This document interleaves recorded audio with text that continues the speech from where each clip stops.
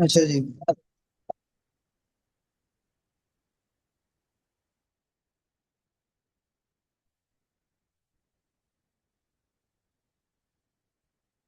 तो बच्चों, मैं आपको दिखा देता हूँ एक दफा। ये आपके एंडोक्राइन के जो फर्स्ट लेक्चर है वो आपका ये है। ठीक है। ये आपको जो लेक्चर नोट्स है वो इसी तरीके से जो है वो प्रोवाइड होंगे। ठीक है। और जिसमें आपको जो फर्स्ट लेक्चर है जो आपका यूएसएमएल स्टेप 1 का है, which your thyroid diverticulum, which is very important topic as related to all aspect. कि कोई भी टॉपिक हो, बट जो मेन इंपॉर्टेंट चीजें होती है ना वो आपकी होती है कि आपने किस तरीके से टॉपिक को कवर अप करना है। अगर आपकी वो छोटे छोटे आपको चीजें उनकी अच्छे तरीके से आती हैं तो आई विल श्योरली से कि आप उस चीज को आराम से पिक कर सकते हैं, उसमें आपको किसी भी किस्म का कोई मसला नहीं होने वाला। तो ये आपके जो लेक्चर नोट्स हैं, हम इसके अंदर से एनआरई क्लू और आपके एमसीक्यू जो हम करेंगे।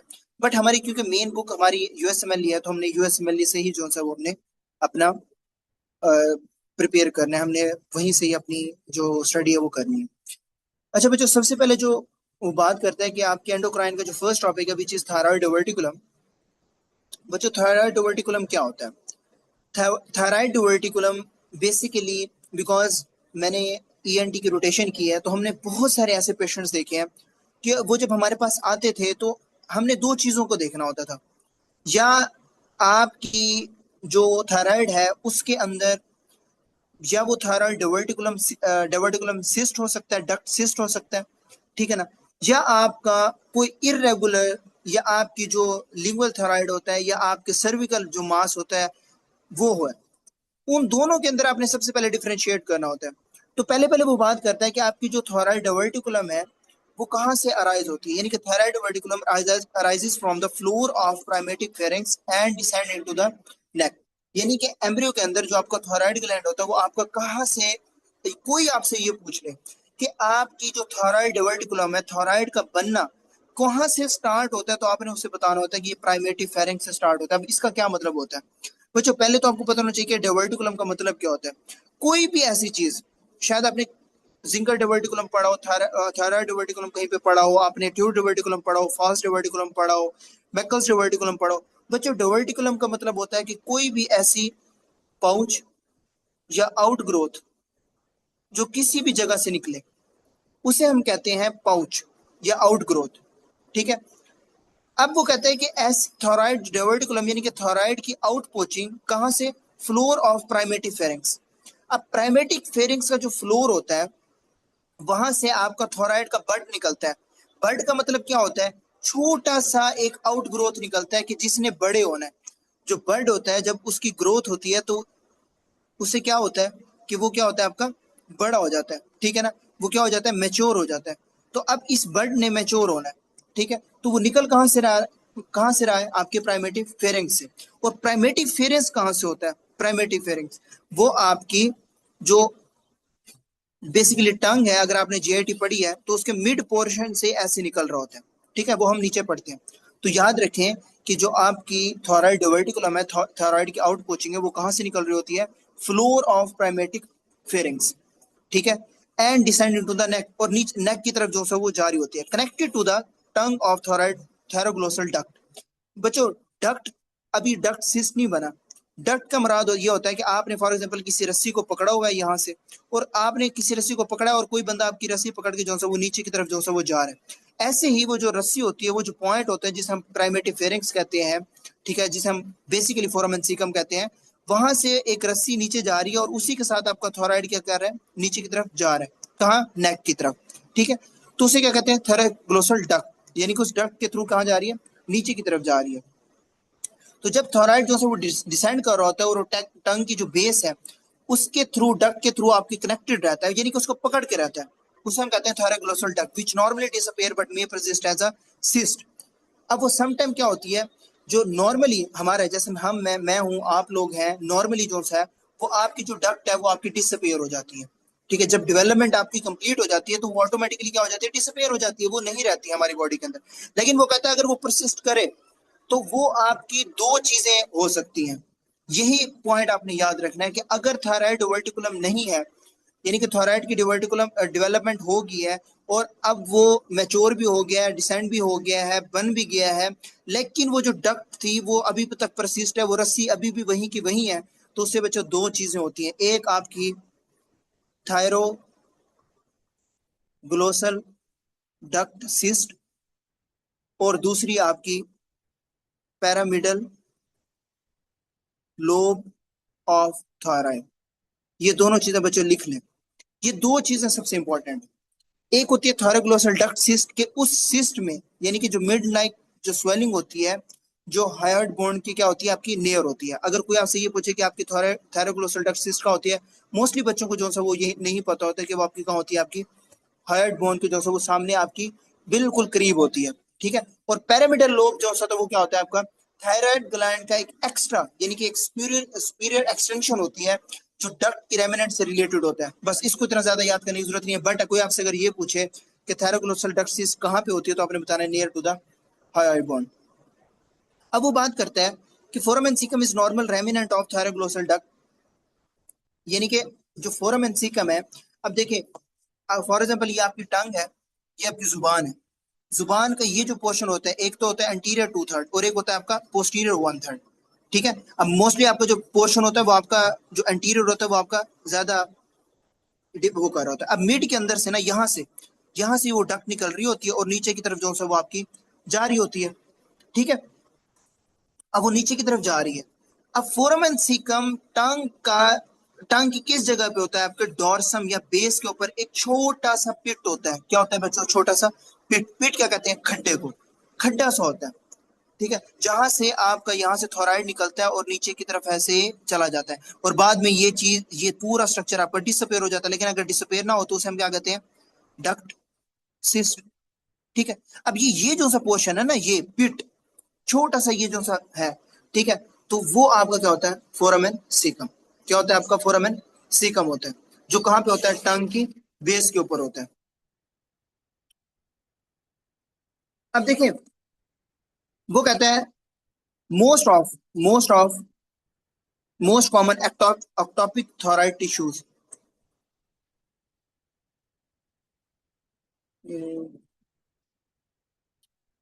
Is the site is tongue, यानी कि लिंगुअल थॉराइड।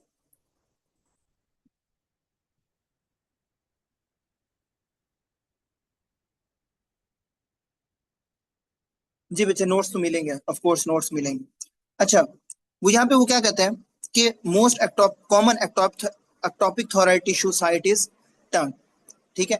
यानी कि जहां पे आपका थॉराइड टिश्यूज बन रहे होते हैं वो आपकी कौन सी साइट होती है, आपकी टंग की जो सा वो साइट होती है। ठीक है। रिमूवल में रिजल्ट इन हाइपोथोराइडिज्म।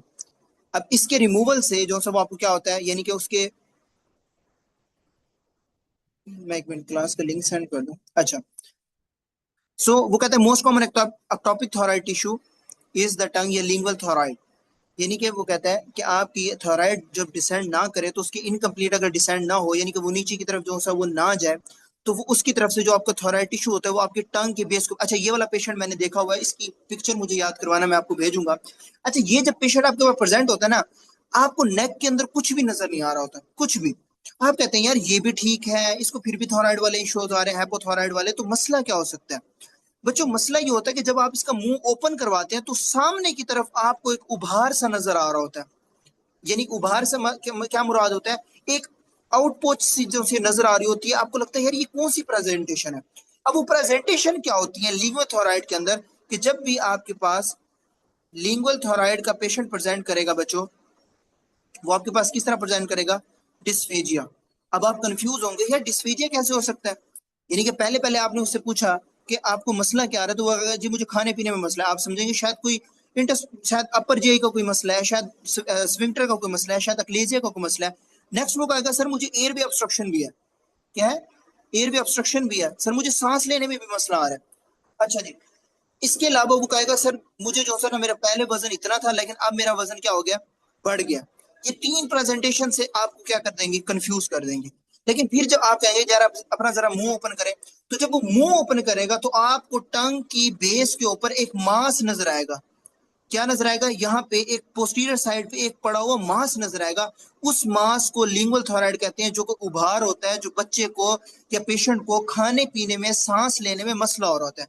दैट्स वाई अब देखिए वो कुछ ना कुछ बॉडी को T3 T4 आपको प्रोवाइड करके दे रहा होता है, ठीक है, कहीं ना कहीं प्रोवाइड करके दे रहा होता है। लेकिन अगर उसे हम रिमूव कर देंगे तो मुझे बताएं कोई कोई चीज बाकी रहेगी? नहीं रहेगी, जिसकी वजह से हमें क्या देखने को मिलेगा, हाइपोथायराइडिज्म जो सा वो देखने को मिलेगा, ठीक है ना। और वही जो सा थोराइड टिश्यूज होता है वो आपके पास प्रेजेंट होता है। अगर वही यानी कि आपने अगर यही लिंगुअल थोराइड अगर आप निकाल देंगे तो पेशेंट पूरी जिंदगी लिवोथोरैक्सिन पे जो सा वो आ जाएगा, पूरी जिंदगी जो सा वो आपके क्या आ जाएगा, मेडिसिन के ऊपर जो सा आ जाएगा, ठीक है। कभी कभी तो वो फंक्शनिंग रोल प्ले करता था, लेकिन अगर आप उसे रिमूव कर देंगे, ठीक है, यानी कि उस टंग के जो मांस है उसे रिमूव कर देंगे तो उसकी वजह से आपको क्या होगा बच्चे, पूरी जिंदगी वो बच्चा वो क्या होगा, हाइपोथायराइडिज्म का जो है वो शिकार रहेगा।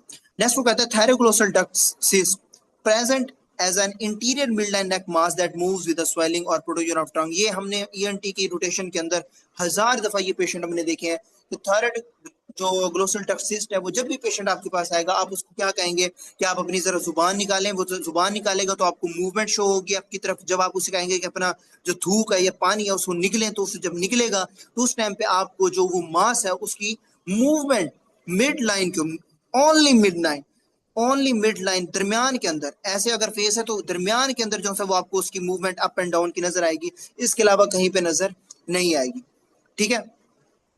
तो वो सिस्ट जो होता है वो आपकी जो swallowing, नॉट स्वेलिंग, swallowing यानी कि कोई चीज निगलना,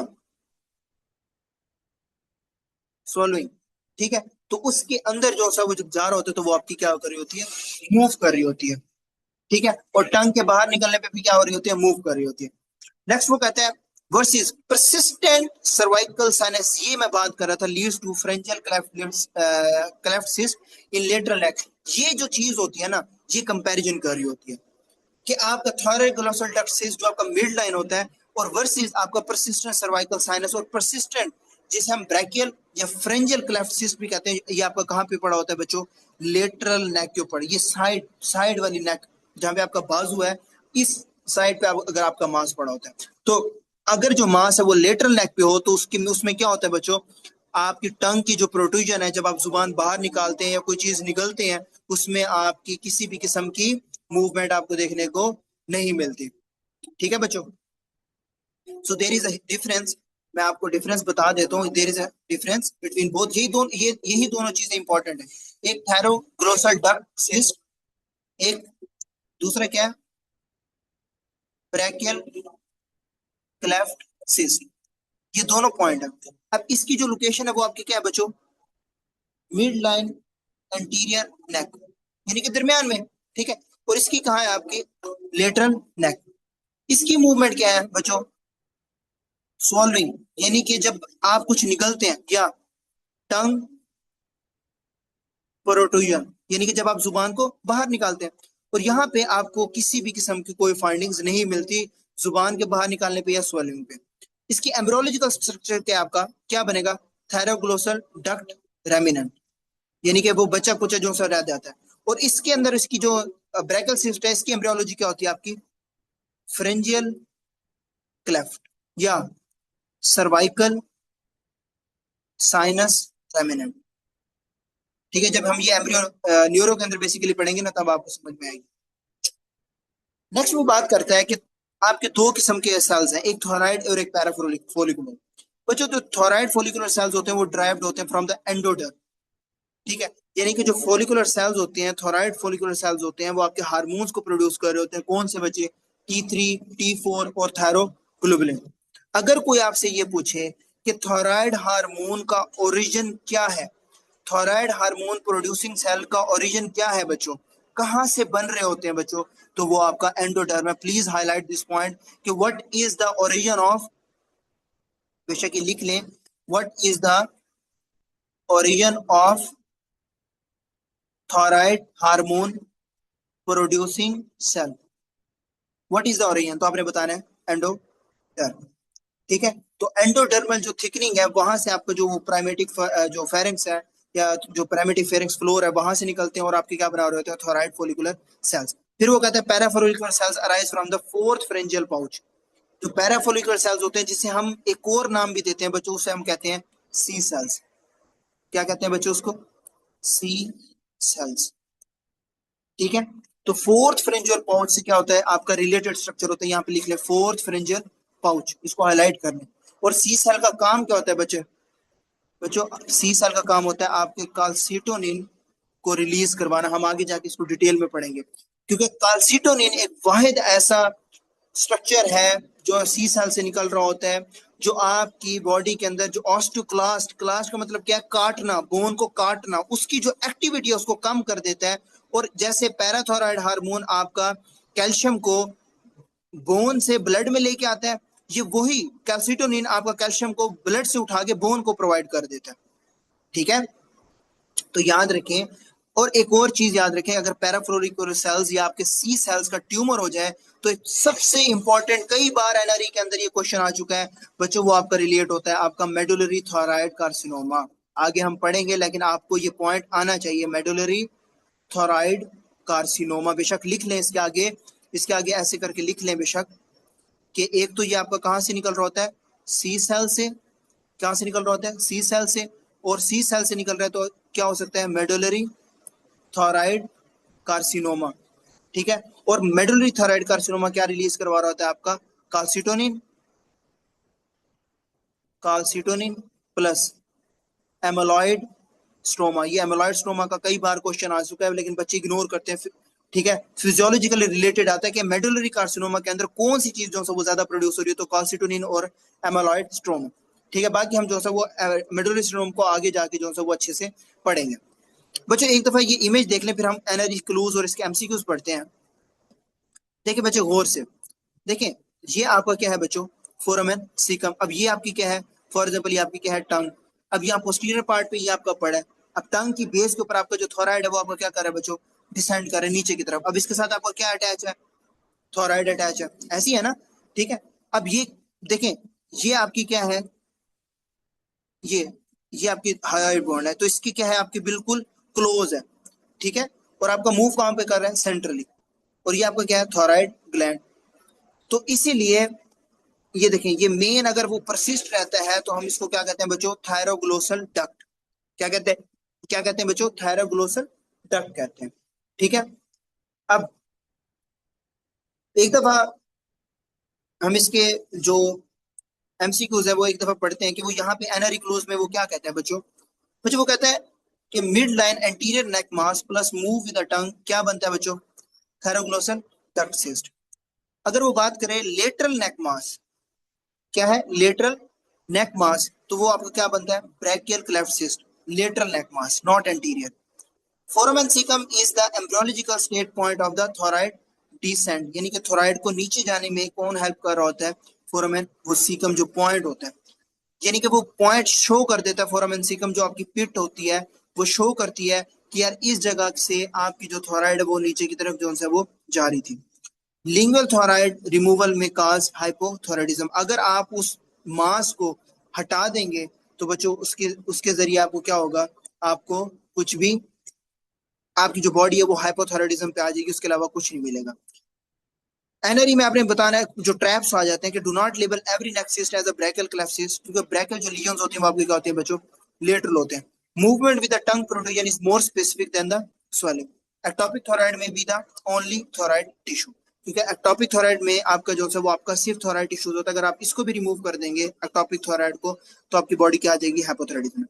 बच्चों पहला क्वेश्चन वो कहता है, a 13-year-old girl has a painless anterior mid-leg swelling. It moves upward during swelling and when she produces her tongue outward, यानी कि बाहर की तरफ अगर जुबान निकालती है, तो what is the most likely diagnosis? तो उसका डायग्नोसिस क्या होता है आपका, थायरोग्लोसल डक्ट सिस्ट। यानी कि अगर आपकी मिड लाइन नेक मास जो है वो मूव कर रही है, वो कहता है कि जब आप जुबान बाहर निकालते हैं तो उसके जरिए जब आपकी जो डक्ट सिस्ट होती है वो आपकी मूव कर रही होती है।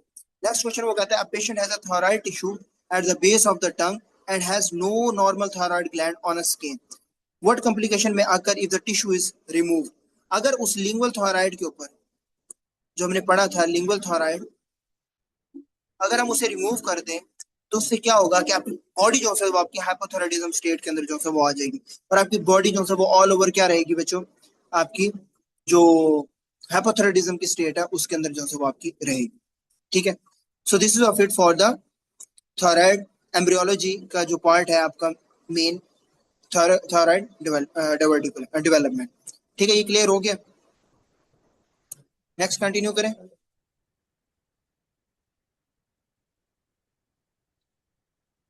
Perché io non la capivo dei campi,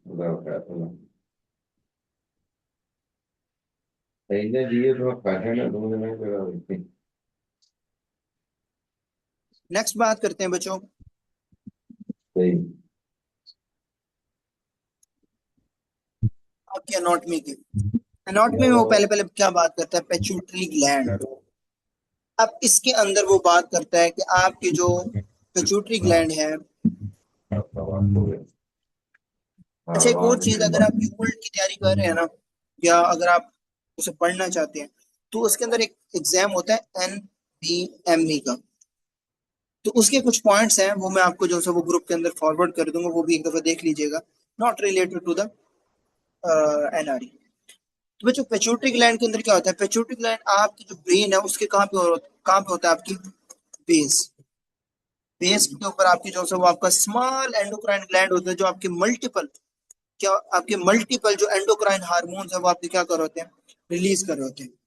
और ये आपके हाइपोथैलेमस को क्या कर रहा होता है, कंट्रोल कर रहा होता है। और बॉडी का जो मेजर एंडोक्राइन है उसको रेगुलेट कर रहा होता है। ठीक है, सबसे पहले वो कहता है एंटीरियर पिट्यूटरी या एडिनो हाइपोफाइसिस। अब ये ऐसा ग्लैंड ये basically it is a glandular tissue जो आपके हार्मोन्स को क्या कर रहा है, खुद सिंथेसाइज करके आपको क्या कर रहा है, सिक्रीट कर रहा है। लेकिन ये चीज पोस्टीरियर पिट्यूटरी के पास नहीं होती। ठीक है, अब देखिए वो कहता है जो एंटीरियर पिट्यूटरी होता है वो निकल कहां से रहा होता है, ड्राइव फ्रॉम एक्टोडर्म, जिसे हम कहते हैं रेक्ट केस पाउच। अब वो कहते हैं स्क्रीट FSH, LH, ACTH, TSH, prolactin, growth hormone, beta endorphin. यानी कि एंटीरियर पिट्यूटरी आपके 7 इंपॉर्टेंट हार्मोन्स को क्या कर रहा होता है, रिलीज। अब पहले पहले है आपका फोलिकल स्टिमुलेटिंग हार्मोन, जो आपका फीमेल्स के अंदर होता है, responsible for the ovarian follicle growth. अगर मेल में बात करें तो किसको सपोर्ट कर रहा होता है, मेल में है तो वो किसको सपोर्ट कर रहा होता है, FSH, सर्टोली सेल्स। और सर्टोली सेल को स्टिमुलेट करके क्या कर रहा होता है, spermatogenesis. Clear your point. Next है ल्यूटेनाइजिंग हार्मोन, फीमेल्स में ओवुलेशन को ट्रिगर करता है, कॉर्पस ल्यूटियम को सपोर्ट कर रहा होता है। और मेल के अंदर क्या कर रहा होता है, मेल में कौन से सेल्स पे कर रहा होता है बच्चों, लाइडिंग सेल्स स्टिमुलेट कर रहा होता है। और लाइडिंग सेल से क्या होता है बच्चों, आपकी टेस्टोस्टेरोन की प्रोडक्शन होती है। आपकी क्या होती है, आपकी टेस्टोस्टेरोन की प्रोडक्शन हो रही होती है। नेक्स्ट वो बात करते हैं ACTH को। ACTH आपका एड्रेनल कॉर्टेक्स होता है, जो जोन ऑफ फेसिकुलेटा, और हमने जो वो नीचे पढ़ने हैं। इसके बाद TSH, प्रोलैक्टिन, बीटा एंड्रोफिन क्या होता है, ये एक न्यू चीज है कि आपकी ये एंडोजीनस अपॉइड पेप्टाइड्स होते हैं, जो आपकी पेन की मॉड्यूलेशन, पेन के अंदर जो है वो आपका मेन रोल प्ले कर रहे होते हैं। ठीक है, तो अगर आपसे कोई ये पूछे कि अगर आप पिट्यूटरी एडिनोमा हो गया, ठीक है, तो उसकी वजह से आप क्या देखते हैं, तो आपने बताना है कि पिट्यूटरी एडिनोमा में हम सिम्टम्स को एक्सेसिवली देख सकते हैं, आपके हार्मोन्स एक्सेसिव हो सकते हैं। कि प्रोलैक्टिनोमा की वजह से आपको गैलेक्टोरिया देखने को मिल सकता है, amenorrhoea, infertility, acromegaly growth hormone की वजह से कुशिंग डिजीज वगैरह देखने को मिल रही होती है। नेक्स्ट कहते हैं वो मेलानोट्रोपिन, यानी कि MSH secreted from intermediate lobe of pituitary. यानी कि जो MSH है which is melanocyte stimulating hormone. अब ह्यूमंस में जो इंटरमीडिएट लोब है वो आपका क्या होता है, माइनर होता है। क्या होता है, इंटरमीडिएट लोब आपका क्या होता है, माइनर होता है।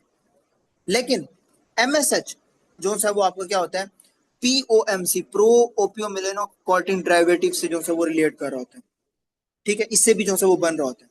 ठीक है, और MSH विच इज मेलानोट्रोपिन जो हार्मोन है, जब वो स्टिमुलेट करता है तो आप याद रखें कि मेलाटोनिन हमेशा आपको कलर दे रहा होता है, जिसकी वजह से आपकी पिगमेंटेशन क्या हो जाती है, इंक्रीज हो जाती है।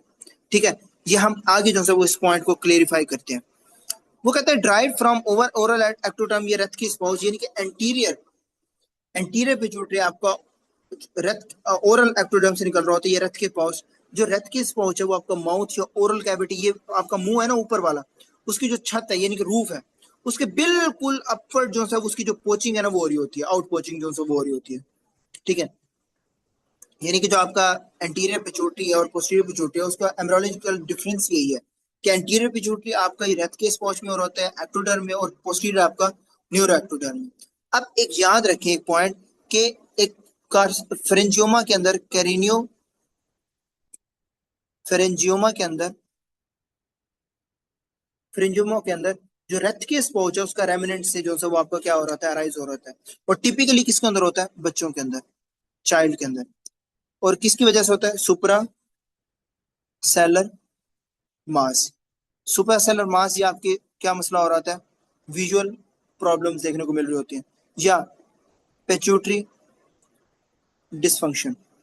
ठीक है, तो अगर आपका रेथ के स्पाउच के अंदर ये जो उसका रेमिनेंट है, अगर वहां से आपका क्रेनियोफ्रेंजियोमा निकलता है विच इज अ रेथ के स्पाउच रेमिनेंट, ठीक है, वहां से अगर अराइज होता है, ठीक है, तो वो आपका किस में प्रेजेंट होता है,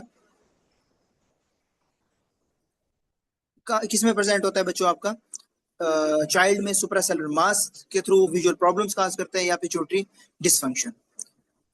नेक्स्ट वो बात करता है अल्फा सब यूनिट क्या होते हैं, hormone subunit common to the TSH, LH, FSH and SCG. बच्चों याद रखें इन सब के अंदर जो अल्फा यूनिट्स होते हैं ना, अल्फा यूनिट्स सेम होते हैं। स्पेसिफिकली जो बीटा सब यूनिट होता है वो आपका डिटरमाइन करता है कि हार्मोन की स्पेसिफिसिटी क्या है।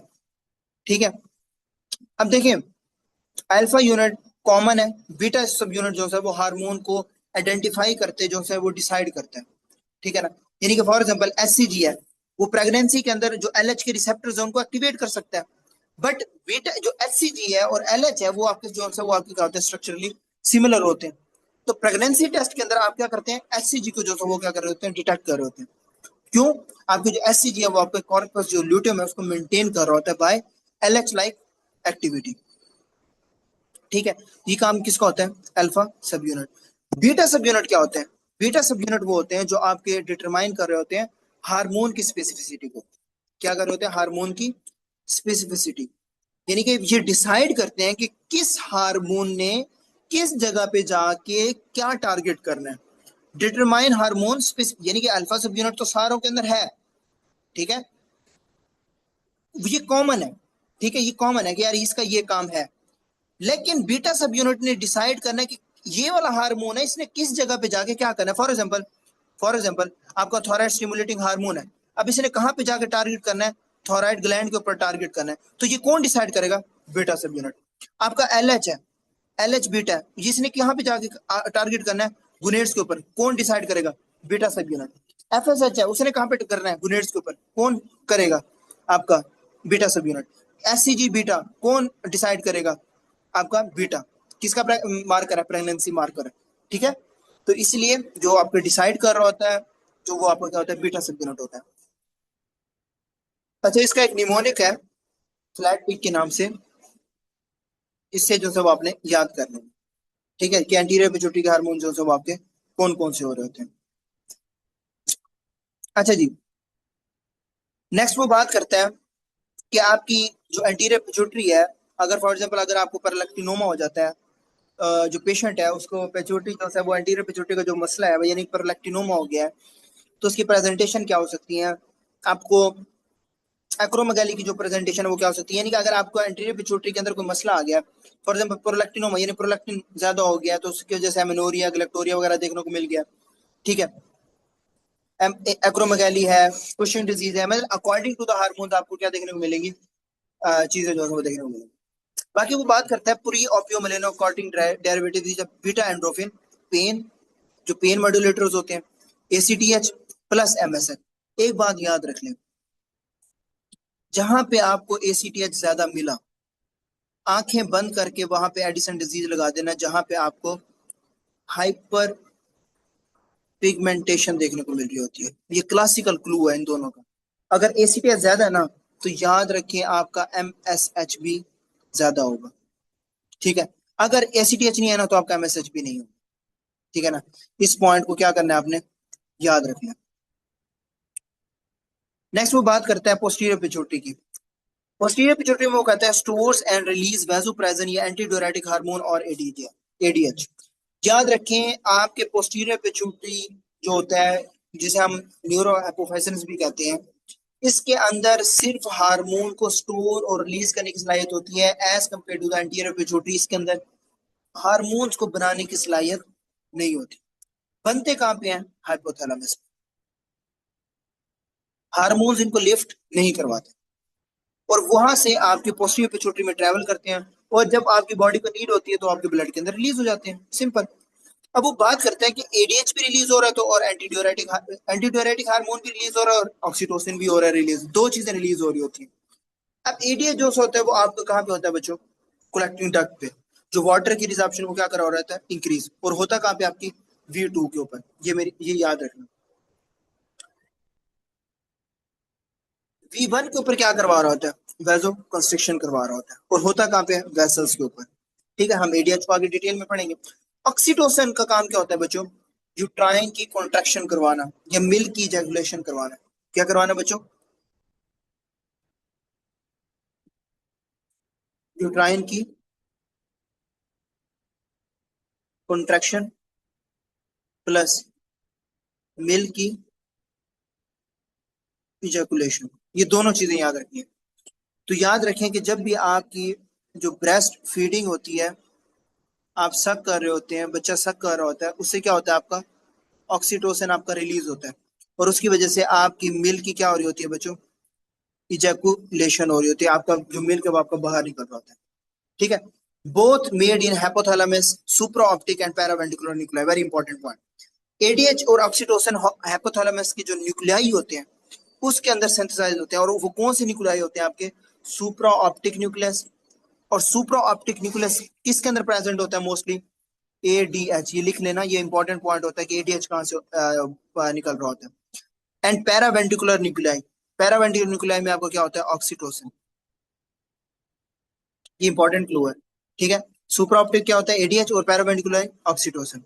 ठीक है, वो कहते हैं and transported to the posterior pituitary via neurophysins, जो आपका क्या होता है? कैरियर प्रोटीन, यानी कि एडीएच ऑक्सीटोसिन जो है वो एक्सॉन्स के थ्रू, यानी कि इन दोनों के थ्रू। एडीएच को कौन लेके आता है? सुपर ऑप्टिक, और ऑक्सीटोसिन को पैरावेंट्रिकुलर न्यूक्लियाई, उनके थ्रू जो है वो आपके कहाँ आ रहे होते हैं? कैरियर प्रोटीन के थ्रू, यानी कि जिन्हें हम न्यूरोफाइसेंस कहते हैं, वो आपके कहाँ पे आ रहे होते हैं? आपके पोस्टीरियर पिट्यूटरी के अंदर जो है वो आपके आ रहे होते हैं। ठीक है, right from the neuro ectoderm. ये याद रखना कि आपका एंटीरियर पिट्यूटरी कहाँ से बन रहा होता है? आपका एक्टोडर्म से, और ये आपका न्यूरो एक्टोडर्म से बन रहा होता है। ठीक है, यानी कि जो आपका न्यूरल टिश्यू से जो आपकी बन रही होती है।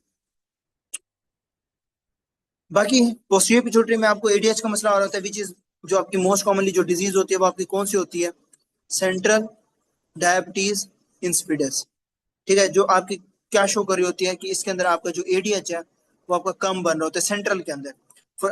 नेफ्रोजेनिक के अंदर नहीं होता, नेफ्रोजेनिक के अंदर बड़ा होता है, बस वो रेजिस्टेंट शो कर रहा होता है, नाराजगी शो कर रहा होता है। इसके अलावा ऐसा ही एडीएच भी है डिजीज जिसके अंदर आपका एडीएच बहुत ज्यादा हो जाता है और हाइपोनेट्रीमिया का चांसेस जो ज्यादा होता है। इसके अंदर हम सोडियम के साथ कंपनसेट करते हैं, हम आगे जाके पढ़ेंगे। ठीक है, so this is your anterior pituitary and posterior pituitary. याद रखें आपका जो पोस्टीरियर पिट्यूटरी हार्मोन है वो आपके पोस्टीरियर ग्लैंड से बन रहे होते हैं, हाइपोथैलेमस में स्टोर होते हैं, आपके वहां से रिलीज हो रहे होते हैं। एंटीरियर पिट्यूटरी का जो ओरिजिन है वो आपका क्या होता है? रक्त के स्पॉन्ज। और पोस्टीरियर पिट्यूटरी का क्या होता है? आपका न्यूरो एक्टोडर्म होता है। ठीक है, और बस इसके अंदर जो है वो आपने इस चीज को तैयार रखना है। नेक्स्ट बात करते हैं adrenal cortex and medulla. Adrenal cortex and, इसके अलावा इसकी जो एमसीक्यूज है वो एक दफा यहाँ से देख लेते हैं कि एनआरई क्लूज के अंदर वो क्या कह रहा है। पहले वो बात करता है कि Rathke's pouch is equal to anterior pituitary, यानी कि रथ किस पाउच किसको शो कर रहा होता है? रथ किस anterior pituitary. Neuroectoderm posterior pituitary. Acidophils और बेसोफिल्स आपको किसको शो कर रहा होता है? Prolactin growth hormone. Basophils FSH, LH, ACTH and TSH. आप जब ये इस पाथवेज को पढ़ेंगे, ऊपर से पढ़ेंगे, तो आपको इंशाल्लाह अच्छी समझ आ जाएगी। अच्छा जी, ट्रैप्स क्या है? Posterior pituitary does not synthesise ADH, hypothalamus synthesise. ये आपका सिर्फ क्या कर रहा होता है? स्टोर कर रहा होता है। अल्फा सब यूनिट जो है वो आपको शेयर कर रहा होता है। बीटा सब यूनिट जो है वो आपको स्पेसिफिसिटी, यानी कि कौन सा हार्मोन किस जगह पे जाएगा, वो बीटा सब यूनिट डिसाइड करेगा। Don't mix up acidophils and basophils in pituitary histology question ये हम आगे देखेंगे. A congenital lesions affect Rathke's pouch derivatives which pituitary origin is primarily involved. अब Rathke's pouch है तो आपका सीधा माइंड जाना चाहिए एंटीरियर पिट्यूटरी के ऊपर. क्यों? एंटीरियर पिट्यूटरी जो है वो Rathke's pouch से निकल रहा होता है या ऑरल एक्टोडर्म से. A pituitary histology question asks which hormone are secreted by acidophils. तो which pair is correct? तो वो आपको कौन सा होता है? ग्रोथ हार्मोन और प्रोलैक्टिन. जो एसिडोफिल से आपके क्या रिलीज हो रहे होते हैं? ग्रोथ हार्मोन और प्रोलैक्टिन. और बेसोफिल से आपके क्या हो रहे होते हैं? एफएसएच, एलएच, एसीटीएच और टीएसएच. ठीक है. So this is your anterior and posterior pituitary. Next है आपका adrenal cortex and medulla. Adrenal cortex जो है वो कहता है कि किडनी के अपर पार्ट में होता है और दो मेजर पार्ट होते हैं. ठीक है. एड्रीनल यानी कि आपका जो ये किडनी है इसके ऊपर पड़ा होता है ऐसे करके. ठीक है. ये आपका नीचे किडनी है. वो कहता है कि इसके दो मेजर पार्ट्स होते हैं. एक एड्रीनल कॉर्टेक्स होता है और एक होता है आपका एड्रीनल मेडुला. एड्रीनल कॉर्टेक्स जो होता है उसके अंदर आपके कौन से बन रहे होते हैं? Steroid hormones. क्या बन रहे होते हैं आपके? Steroid hormone. और कहां से ड्राइव होता है? मेसोडर्म से. एड्रीनल मेडुला में आपके क्या होते हैं? कैटाकोलामाइंस. ठीक है. और कहां से ड्राइव होते हैं? Neural crest cells. ठीक है. तो अब जो एड्रीनल कॉर्टेक्स है वो स्टीरॉयड हार्मोन जो है वो बना रहा होता है जिसके अंदर आपका एल्डोस्टेरोन, कॉर्टिसोल, एड्रोजन आ रहा होता है. तो अगर कोई आपसे ये पूछे कि स्टीरॉयड प्रोड्यूसिंग एंडोक्राइन टिश्यूज जो है वो आपके कहां से ड्राइव होते हैं तो आपने क्या आंसर बता रहे हैं? मेसोडर्म से हो रहे होते हैं. ठीक है. और मेडुला जो है आपका कैटाकोलामाइंस बना रहा होता है. और आपके कैटाकोलामाइंस के अंदर क्या क्या चीजें आ रही होती हैं आपकी? एपिनेफ्रिन और नॉर एपिनेफ्रिन. ये दो चीजें. ठीक है. और न्यूरोक्रस सेल से जो है वो ड्राइव है. अगर न्यूरोक्रस सेल्स का ट्यूमर हो जाए, अगर न्यूरोक्रस सेल का ट्यूमर हो जाए, ये सबसे इंपॉर्टेंट पॉइंट है जो बच्चे भूलते हैं एनआरई के अंदर. अगर न्यूरोक्रस सेल्स का ट्यूमर हो जाए तो इससे बीमारी होती है पहली pheochromocytoma, neuroblastoma, medullary thyroid carcinoma, related C cells. ये चीजें याद लिख लें. न्यूरोक्रसल ट्यूमर होगा तो आपकी ये चीजें होंगी. अब वो पहले बात करता है कि एड्रीनल ग्लैंड का ये जो एड्रीनल कॉर्टेक्स है पहला, उसके अंदर आपकी तीन चीजें आ रही है. जोना ग्लोमेरुलोसा, फेसिकुलेटा और रेटिकुलरिस. जिसको हमने किस तरह याद रखना है? जीएफआर.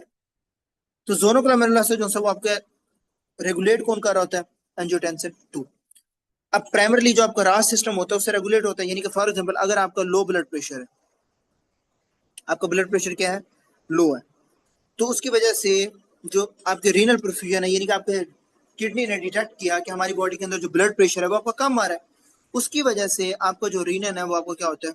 रिलीज होता है. जब रीनन रिलीज होता है तो वो आपका एंजियोटेंसिन 2 को एक्टिवेट करते हैं. एंजियोटेंसिन 2 से जो है वो आपका एल्डोस्टेरोन रिलीज होता है. याद रखें कि आपकी जो एल्डोस्टेरोन की क्लास है, यानी कि प्राइमरी पहले किससे रेगुलेट होता है बच्चों? आपका एंजियोटेंसिन 2 से. याद रखें जो आपका एल्डोस्टेरोन है, आपका जोना ग्लोमेरुलोसा, ग्लोमेरुलोसा के अंदर क्या होता है बच्चों? आपका एल्डोस्टेरोन है.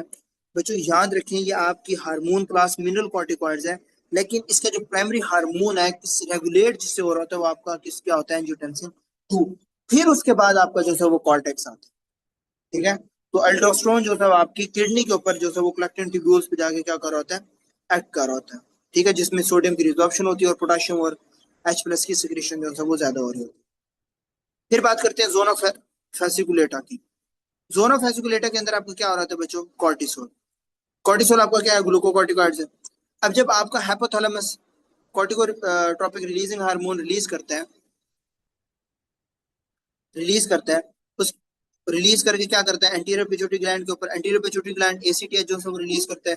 एसीटीएच जब रिलीज होता है तो एड्रीनल ग्लैंड जो है वो आपका फेसिकुलेटा से क्या रिलीज कर रहा होता है? कॉर्टिसोल. इसके अंदर आपका एसीटीएच जरा इंपॉर्टेंट है और सीआरएच जो है वो आपको बहुत इंपॉर्टेंट है. ठीक है.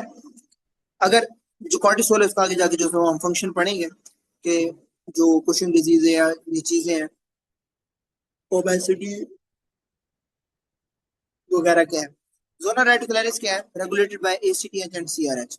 यानी कि जो ज़ोना रेटिकुलरिस है वो आपका एसीटीएच से जो से इन्फ्लुएंस होता है और आपको क्या प्रोड्यूस कर रहा होता है, एंड्रोजन। ठीक है, और प्राइमरी हार्मोन क्या होता है इसका, DHEA, डाईहाइड्रो एपी एंडोस्टेरोन, जो आपको क्या होता है, वीक एंड्रोजन। क्या होता है आपका, वीक एंड्रोजन। फीमेल्स के अंदर जो एड्रिनल एंड्रोजन होते हैं वो आपके बहुत इंपॉर्टेंट होते हैं for pubic and axillary hair या लिबिडो।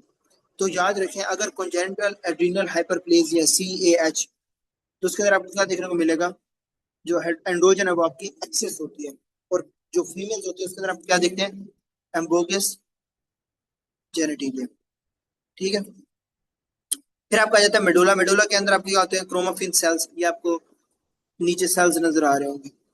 ठीक है, अब regulated by para ganglionic sympathetic fibres. कौन रेगुलेट कर रहा है, पैरा गैंग्लियोनिक। अब पैरा गैंग्लियोनिक सिंपैथेटिक फाइबर आपके डायरेक्टली जो क्रोमोफिल सेल्स हैं वो उसको क्या कर रहे होते हैं, स्टिमुलेट कर रहे होते हैं। और आपके कौन से हार्मोन्स होते हैं आपके, कैटेकोलामाइन्स, और प्रोड्यूस कौन से और होते हैं, एपी और नॉर एपी। ठीक है, अब यहाँ पे देखिए कि जब भी आपका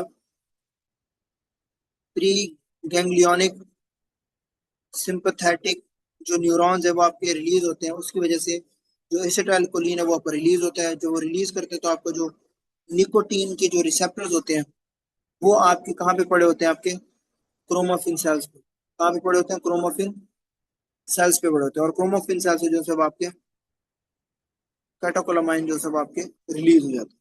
ठीक है, याद रखिए मैंने अभी आपको बताया कि इससे 3 बीमारियां याद रखनी है, फ्यूक्रोम सिंड्रोमा, न्यूरोब्लास्टोमा और मेडुलरी थायराइड कार्सिनोमा। ठीक है, तो ये चीजें आपने याद रखनी है। और एक और याद बता दूं, GFR का निमोनिक तो आपने याद कर लिया ना, साल्ट, शुगर और सेक्स।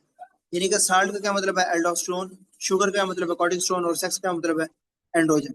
ठीक है, तो outer salt, middle sugar, inner sex. ठीक है, तो इस तरीके से जो है वो आपने याद रखना है। तो कोई आपसे ये पूछे कि aldosterone is mainly regulated by non cortex, adrenal cortex, regulated by angiotensin 2। cortisol and adrenal androgen are regulated by ACTH, not CRH, ACTH। ठीक है, एड्रेनल मेडुला इज कहाँ से ड्राइव हो रहा होता है, न्यूरल क्रस्ट सेल से, and adrenal cortex from the mesoderm. ठीक है, बाकी एंडोक्राइन पैंक्रियास सेल टाइप्स हैं कि islets of pancreas are a collection of alpha beta and delta endocrine cells. Islets arise from pancreatic bud, कि pancreas के जो endocrine cells होते हैं उसके ग्रुप में जो सब आपके अरेंज होते हैं, जिसे हम क्या कहते हैं, आइल्स। ठीक है, और अल्फा जो सा होता है वो आपको क्या होता है, ग्लूकोगॉन। और ग्लूकोगॉन या पेरिफेरल, यानी कि जो अल्फा सेल्स होते हैं वो आपको ग्लूकोगॉन को सिक्रीट कर रहे होते हैं। और मोस्टली कहाँ पे होते हैं, आपकी पेरिफ्री, पेरिफ्री ऑफ आइलेट्स। और इसका मैकेनिज्म क्या होता है अल्फा सेल्स का, ग्लूकोजिनोलाइसिस, ग्लूको न्यूजिनोजेनेसिस एंड लिपोलाइसिस। ठीक है, जो कि आपकी बॉडी के अंदर अगर ग्लूकोगॉन जो है वो तोड़ता है, आपकी शुगर को बाहर निकालता है, तो आपकी बॉडी के अंदर क्या हो सकता है, हाइपरग्लाइसीमिया। क्या हो सकता है, हाइपरग्लाइसीमिया। फिर है बीटा सेल, जिसके अंदर आपके क्या होता है, इंसुलिन या सेंट्रल। तो बीटा जो सेल्स होते हैं वो आपको इंसुलिन को क्या कर होते हैं, सिक्रीट करवा रहे होते हैं। और मोस्टली आपका जो सेंट्रल पोर्शन है आयर्स का वो आपका शो कर रहा होता है। और इसका काम क्या होता है, आपकी जो इंसुलिन है उसको ब्लड ग्लूकोज की इंसुलिन जो है वो आपकी जो ब्लड ग्लूकोज है उसको क्या कर रहा होता है, डिक्रीज। याद रखें, इंसुलिन बॉडी के अंदर है, इंसुलिन आपको ग्लूकोज कभी भी यूज नहीं करने देगी, वो हमेशा स्टोर करेगी। ठीक है, इसलिए बहुत मिनिमम अमाउंट के अंदर इंसुलिन जो है वो आपकी रिलीज हो रही होती है। फिर सोमेटोस्टेटिन, जो आपके डेल्टा सेल्स होते हैं उसको हम सोमेटोस्टेटिन भी कहते हैं, इंटरस्प्रेड भी कहते हैं। यानी कि जो डेल्टा सेल्स होते हैं वो आपको जो सोमेटोस्टेटिन है वो रिलीज कर रहा होता है। और आपको पता है कि सोमेटोस्टेटिन आपको क्या होता है, इनहिबिटरी हार्मोन होता है। और किस किस को इनहिबिट कर रहा होता है, सारे जितने भी हार्मोन्स होते हैं इनके खिलाफ होता है। FSH, TSH, sorry, TSH, GH, insulin, glucagon और GI हार्मोन, जितने भी GI हार्मोन्स होते हैं उसके अंदर। और कौन सी, डायबिटीज मिलेटस है अगर पेशेंट को, गाल स्टोन्स है या स्टीटोरिया है, इन तीनों चीजों के अंदर जो सब आपको क्या होता है, आपके जो TSH LH है ये आपके क्या होते हैं, ज्यादा होते हैं। ठीक है, आपका सोमेटोस्टेटिन क्या होता है, ज्यादा होता है।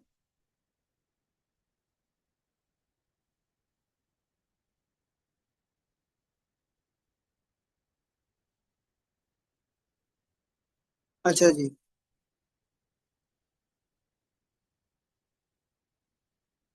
नेक्स्ट बात करते हैं आपका hypothalamic pituitary hormones. Hypothalamic pituitary hormones जो होता है वो आपका जो फिजियोलॉजी है जो हमने स्टार्ट करनी है,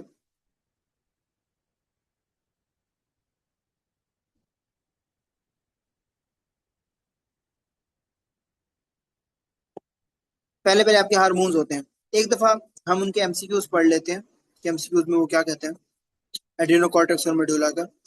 वो कहता है simple, zona glomerulosa aldosterone angiotensin 2 and potassium, zona fasciculata cortisol ACTH, zona reticulus androgen DHA और ACTH। ये इंपॉर्टेंट चीज है कि कौन रेगुलेट कर रहा होता है। Medulla epinephrine nor which is a paraganglionic sympathetic. ये अपने एनरिक्लोज देखने के, जीएफआर का क्या मतलब होता है, साल्ट शुगर सेक्स। ये तो आपने देख लेना है, ये एनरिक्लोज आपको पढ़ लेना है। एमसीक्यूज करते हैं। A patient has a hypertension, hypokalaemia यानी कि हाइपरटेंशन, हाइपरकलीमिया, हाइपोकलीमिया यानी कि पोटेशियम आपको कम है, एंड इंक्रीज एल्डोस्टेरोन यानी कि एल्डोस्टेरोन आपको क्या ज्यादा, एल्डोस्टेरोन ज्यादा है तो इसका मतलब है आपका आपका रीनन भी आपको क्या होगा, ज्यादा होगा। जब रीनन ज्यादा है तो आपका एंजियोटेंसिन 2 भी आपको जो है वो ज्यादा होगा। उसी की वजह से विच एड्रीनल जोन इज इन्वॉल्व, तो आपने बताना है जोना ग्लोमेरुलोसा यानी कि GFR। तो जी जो है उसमें क्या होता है, ग्लोमेरुलोसा। फिर वो कहते हैं tumour drive from neural crest tissue secrete epinephrine non epinephrine which adrenal organ involve. तो हमने बताना है एड्रिनल मेडुला। और अगर ये डैमेज हो जाए तो इसकी क्या डिजीज बन रही होती है, फ्यू क्रोमोसाइटोमा। ये बहुत इंपॉर्टेंट है, प्लीज इस एमसीक्यूज को जो है वो आपने याद रखना। ठीक है, नेक्स्ट एंडोक्राइन जो पेंक्रियास सेल्स होते हैं उनको देखते हैं कि वो कहता है कि जो आपके patient has recurrent fasting hypoglycaemia यानी कि उसकी शुगर कम हो रही है due to pancreatic endocrine tumour, को एंडोक्राइन ट्यूमर हो रहा है, which cell type is most likely proliferating. तो आपने बताना है बीटा सेल्स। क्यों, बीटा सेल्स इंसुलिन इंक्रीज करेगा। जब जितनी आपकी बॉडी के अंदर जो है वो इंसुलिन ज्यादा होगी, मैंने अभी आपको बताया कि जब जब आपकी बॉडी के अंदर इंसुलिन ज्यादा होगी वो आपकी बॉडी के अंदर ग्लूकोज को कम करती रहेगी। तो इंसुलिनोमा के अंदर आपको क्या देखने को मिल रहा है, फास्टिंग हाइपोग्लाइसीमिया। फिर वो बात करता है pancreatic islets cell located mainly at the periphery secretes hormone that raises serum glucose which hormone is responsible to glucagon. Glucagon का आपका क्या काम होता है, ग्लूकोज को रिलीज कराना यानी कि स्टोर्ड फॉर्म जो होती है ना उसको रिलीज कराना। तो पेरिफेरल अल्फा सीक्रेट ग्लूकागॉन, और ग्लूकागॉन आपके होते हैं स्टोर्ड ग्लूकोज होते हैं which increase the blood glucose. ठीक है, तो ये आपके क्या होते हैं, पेंक्रियास जो सेल्स होते हैं। अच्छा जी,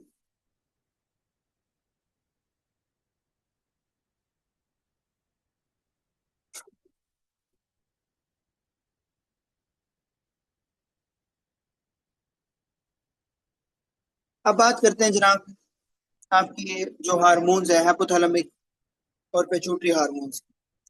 देखिए, पहले पहले वो बात करता है कि आपका ADH, CRH, डोपामीन, ये आपको किस मतलब आपने इनको किस तरीके से जो है वो पढ़ना है। बट वैसे तो हमने इसको डिटेल के अंदर आगे पढ़ना है, but for the major thing हमने इन चीजों को जो है ना वो ओवरऑल सिर्फ एक नजर मारना है कि यार कौन सी चीज है और किस लिए जो है वो आपकी रिस्पॉन्सिबल है।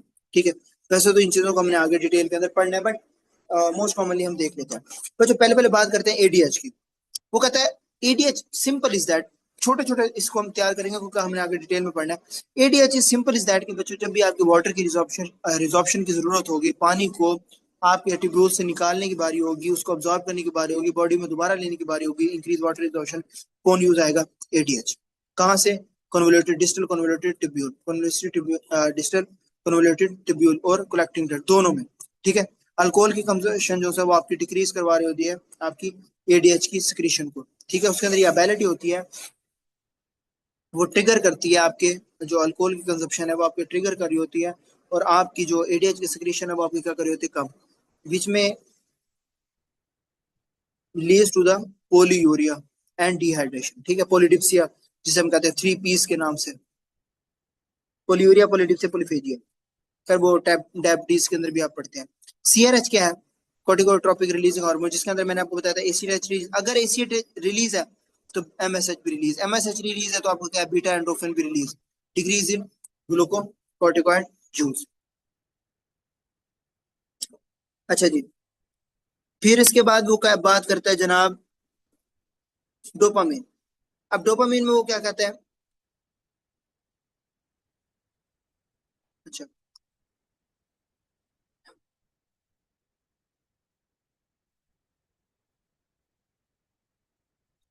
डोपामिन क्या है? डिक्रीज प्रोलैक्टिन, यानी कि आपके जो प्रोलैक्टिन डोपामिन होता है वो आपको क्या होता है, प्रोलैक्टिन इनहिबिटिंग फैक्टर होता है, यानी कि आपको प्रोलैक्टिन को भी कम कर होता है, टीएसएच को। ये टीएसएच यहाँ कहाँ से आ गया? याद रखें, आपका जब प्रोलैक्टिन बढ़ता है ना, ठीक है, आपका जब टीएसएच ज्यादा होता है ना, याद रखें, तो ये आपका जो टीएसएच होता है वो आपके जब रिलीज होता है आपकी हाइपोथायराइड स्टेट के अंदर, या आपकी जो बॉडी की जरूरत होती है उस कंडीशन के अंदर, आपकी जो प्रोलैक्टिन होता है उसको भी क्या करवा रहा होता है, रिलीज करवा रहा होता है। ठीक है, ये एक इंपॉर्टेंट पॉइंट हम प्रोलैक्टिन के अंदर जाके पढ़ेंगे। डोपामिन एगोनिस्ट, एंटीसाइकोटिक जो सब हम दे रहे होते हैं antagonist, can cause galactorrhoea due to hyperprolactinaemia. ठीक है, यानी कि जो एंटीसाइकोटिक्स होते हैं, यानी कि जो डोपामिन के रिसेप्टर्स उनको ब्लॉक कर देते हैं, ठीक है, और प्रोलैक्टिन के ऊपर क्या कर रहे होते हैं, इनिबिशन जो सब आपकी हट जाती है, तो प्रोलैक्टिन ज्यादा, और प्रोलैक्टिन की वजह से क्या हो रहा होता है, आपके गैलेक्टोरिया हो जाता है। एंटीसाइकोटिक्स क्या कर होते हैं, एंटीसाइकोटिक्स आपके डोपामिन को ब्लॉक कर देते हैं, प्रोलैक्टिन ज्यादा हो जाता है, दैट्स व्हाई इनके अंदर डोपामिन एंटागोनिस्ट, एगोनिस्ट जैसे ब्रोमोक्रप्टन गैबार्गुलिन है वो आपके डोपामिन एगोनिस्ट है, लेकिन एंटीसाइकोटिक्स के अंदर आपको जो प्रोलैक्टिन है, जो साइकेटिक पेशेंट होते हैं उनके ज्यादा ज्यादा देखने को मिल रहा होता है। जीएचआर है जो सर क्या होता है, ग्रोथ हार्मोन रिलीजिंग हार्मोन, आपको कहाँ से रिलीज हो रहा होता है, anterior pituitary growth hormone release कर रहा होता है, ये भी हम जो सब आगे जाके पढ़ते हैं। जीएनआरएच क्या होता है, आपका गोनाडोट्रोपिक रिलीजिंग हार्मोन, जो आपका एफएसएच और एलएच को जो है वो इंक्रीज रिलीज करवा रहा होता है। ठीक है, और एलएच जो होता है वो आपको कहाँ होता है, फीमेल के अंदर, यानी कि दोनों कंडीशन है ना। एफएसएच जो होता है वो आपके फीमेल्स के अंदर, यानी कि यहाँ फीमेल्स लिख रहा हूँ, फोलिकुलर ग्रोथ करवा रहा होता है, साथ साथ जो एलएच है वो आपका फीमेल्स के अंदर ओवुलेशन काज करवा रहा होता है, जो आप एलएच सर्च पढ़ते हैं। मेल के अंदर क्या करवा रहा होता है, एफएसएच जो होता है वो आपको क्या हो रहा है, लाइडिंग सेल्स के ऊपर जो क्या रिलीज करा होता है, टेस्टोस्टेरोन। इसके अलावा सर्टोली सेल्स जो क्या करवा कर रहा है, स्पर्मेटोजेनेसिस।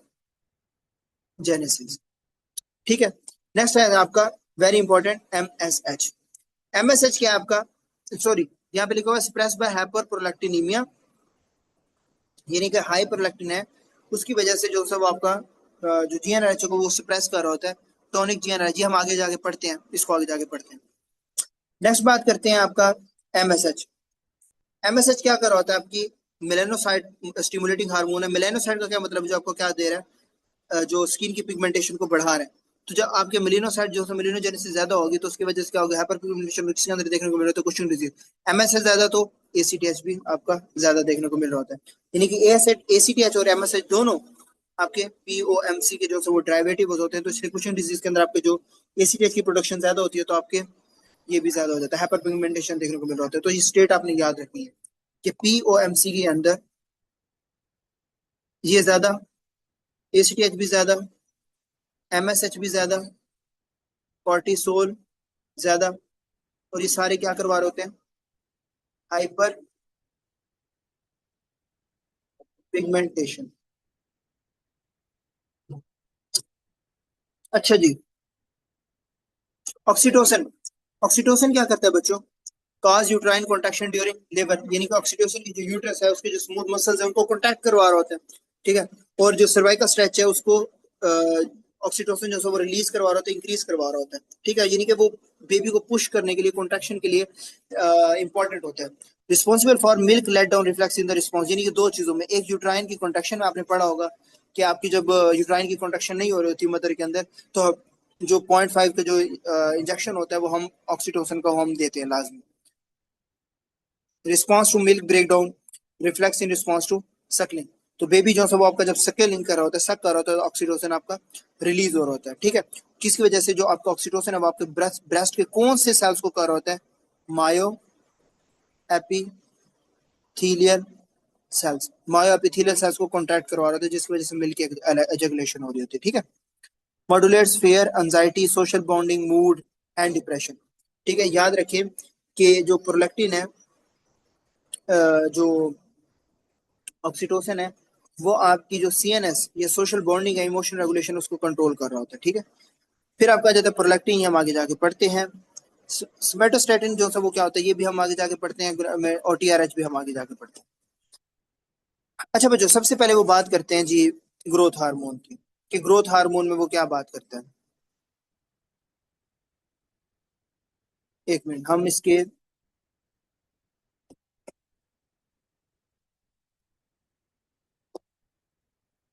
बच्चों, वो कहता है a patient treated with antipsychotic.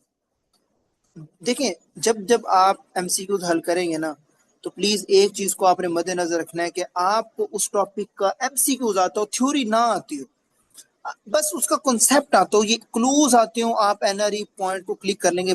फिर मैं बता रहा हूँ, आपके टॉपिक के आने से, यानी कि अगर आपको पूरा टॉपिक मैं आपको कहूँ यार मारो प्रोलैक्टिन को डिफाइन करें, थायरोग्लाइसिन डक्ट को डिफाइन करें, मारो डिफाइन करते, बट जब मैं उससे ये पूछूं कि यार पेशेंट आपके पास डिस्फेगिया के साथ आया, एयरवेज ब्रीथिंग डिफिकल्टी के साथ आया है, उसको जो सा वो उसका वजन जो सा वो बढ़ रहा है, तुम्हारे को बताओ उसके अंदर कौन सा थायराइड होगा, थायरोग्लोसल डक्ट सिस्ट होगा या लिंगुअल थायराइड होगा,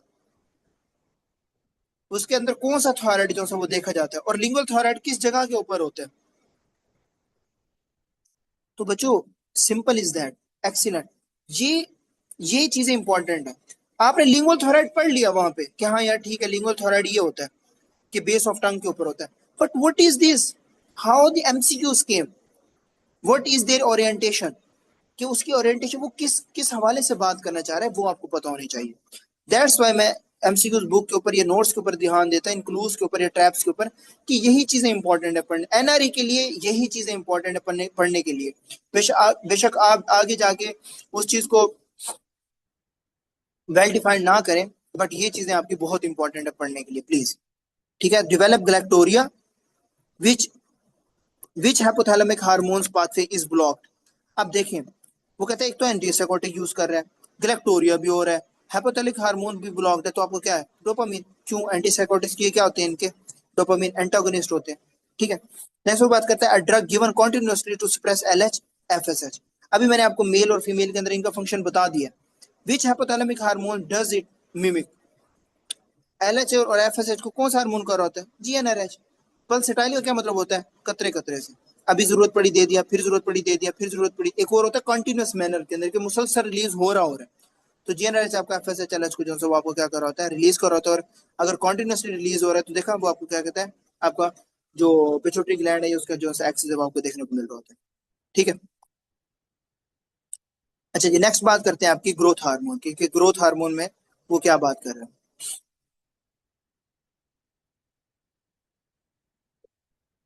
बच्चों, वो पहले बात करता है कि ग्रोथ हार्मोन आपकी जो एंटीरियर पिट्यूटरी से, कहां से, एंटीरियर पिट्यूटरी से क्या हो रहा होता है, रिलीज हो रहा होता है, ठीक है। जब एंटीरियर पिट्यूटरी से रिलीज हो रहा होता है, जिसका हम दूसरा नाम कहते हैं सोमैटोट्रोपिन हार्मोन, नॉट सोमैटोस्टेटिन, सोमैटोट्रोपिन। जो ग्रोथ हार्मोन जो बॉडी की growth, muscle mass, protein synthesis और मेटाबॉलिज्म को क्या कर रहा होता है, रेगुलेट कर रहा होता है। अब ग्रोथ हार्मोन ना, एक बात याद रख लें, ये सबसे इंपॉर्टेंट पॉइंट है, बच्चे हजार बार बोलते हैं कि what is IGF-1 and what is growth factor, what is insulin growth factor, what is GnRH। तो ये चीजें याद रखें कि ग्रोथ हार्मोन कभी भी डायरेक्टली काम नहीं करता, सबसे ज्यादा ये इनडायरेक्ट काम करता है, खुद भी करता है लेकिन इनडायरेक्ट सबसे ज्यादा। तो किसका यूज करता है, आपका IGF-1 का, इसका बच्चों इलीगल काम करवाता है, किसके थ्रू, IGF-1 के थ्रू, ठीक है। तो याद रखें, जब आपका हाइपोथैलेमस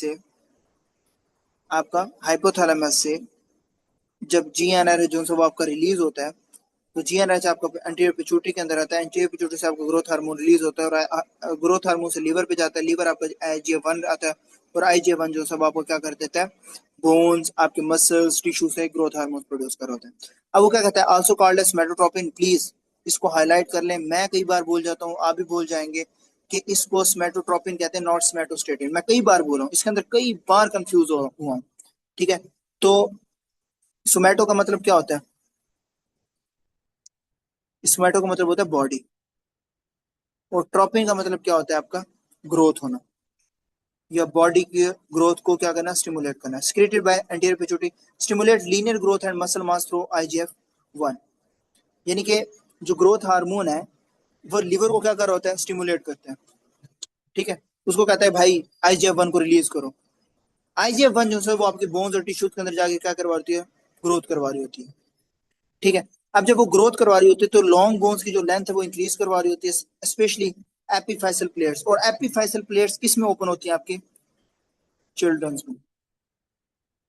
ठीक है, सोमैटोमीडियन सीक्रेशन बाय लिवर, तो लिवर जो है वो आपको क्या करवा रहा है? तो उसमें आपकी क्या हो रही होती है? लीनियर ग्रोथ हो रही होती है और आपका मसल मास बन रहा होता है, यानी कि लॉन्ग बोन्स एपिफाइसल प्लेट्स से इंक्रीज हो रही होती है, और आपकी जो प्रोटीन की सिंथेसिस है वो आपकी इंक्रीज हो जाती है, और आपका अमीनो एसिड की जो अपटेक है वो भी इंक्रीज हो जाती है। ये दोनों चीजें ये आपकी इंक्रीज हो जाएंगी।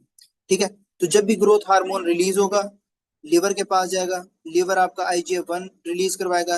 वो रिलीज करवाएगा तो उसकी वजह से बोन की ग्रोथ होगी, बोन की ग्रोथ के साथ आपकी मसल्स की भी आपको ग्रोथ जो है वो देखने को मिलेगी। दोनों चीजें, ये सारा कॉम्बिनेशन। नेक्स्ट बात करते हैं कि growth hormone relieve increase insulin resistant या डायबिटोजेनिक। यानी कि जो ग्रोथ हार्मोन है वो आपको क्या होता है? जो ग्रोथ हार्मोन है वो आपको क्या होता है? Anti insulin. क्या होता है? Anti insulin. तो ग्रोथ हार्मोन जो ग्लूकोज है उसको अपटेक को क्या कर होता है? डिक्रीज करता है आपकी मसल में, फैट में। अब इससे आपकी जो ब्लड ग्लूकोज है आपकी क्या होती है? इंक्रीज होती है।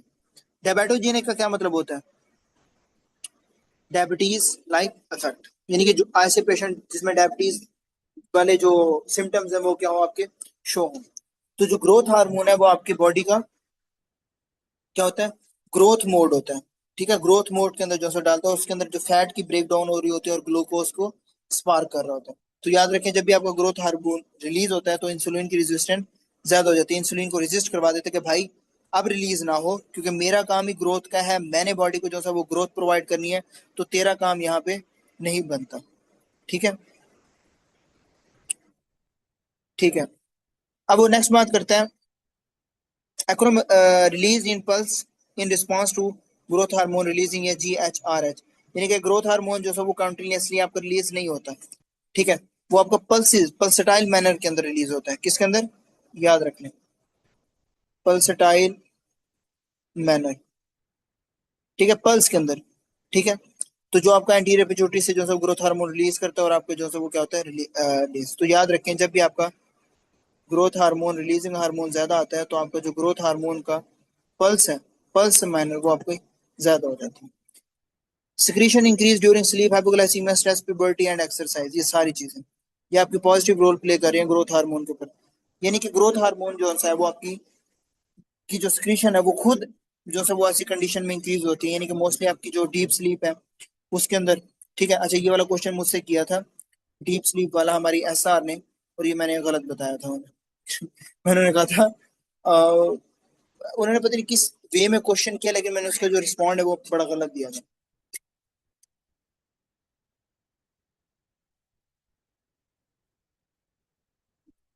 बल्कि उन्होंने स्ट्रेस से रिलेटेड किया था और वो कॉर्टिसोल से किया था, और मैम ने पूछा था कि आपका कब रिलीज होता है, डे टाइम या नाइट टाइम, जो ये होता है ग्रोथ हार्मोन से रिलेटेड। तो बस मैंने डे टाइम बताया था, मैंने कोई और चबल मारी थी, तो उसमें मुझे बड़ी डांट पड़ी थी। तो याद रखें, ये इन चीजों को अपने याद रखना है कि किस किस जगह पे आपकी जो ग्रोथ हार्मोन है वो आपका पॉजिटिव रिस्पॉन्स दे रहा होता है। डीप स्लीप में ग्रोथ हार्मोन ज्यादा रिलीज हो रहा होता है। हाइपोग्लाइसीमिया के अंदर आपकी ग्लूकोज की नीड होती है। ठीक है, तो आपका जो ग्रोथ हार्मोन है वो आपका ग्लूकोज को प्रिजर्व कर रहता है, तो ग्रोथ हार्मोन जो है वो रिलीज होता है। स्ट्रेस के अंदर जो है वो आपका मेटाबॉलिक अडोप्टेशन हो रही होती है, जिसकी वजह से ग्रोथ हार्मोन रिलीज होता है। और प्यूबर्टी में आपका जो ग्रोथ स्पोर्ट्स हैं वो निकल रहे होते हैं। ठीक है, इंसुलिन ग्रोथ फैक्टर जो है वो बहुत ज्यादा हो जाता है। ठीक है, बाकी वो कहता है secretions decrease with ageing, obesity and hyperglycaemia. Age के साथ साथ, ओबेसिटी के साथ साथ, जो आपकी ग्रोथ हार्मोन की एक्सप्रेशन को स्प्रेस कर रहा होता है। ठीक है, ये आपने याद रखना है।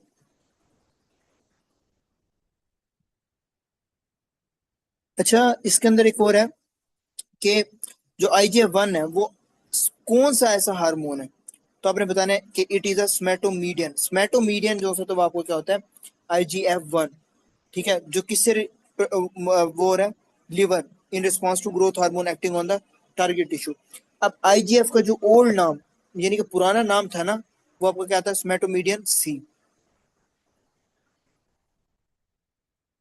स्टोमेटोमीडियन सी, ठीक है, ये इसका ओल्ड नाम था।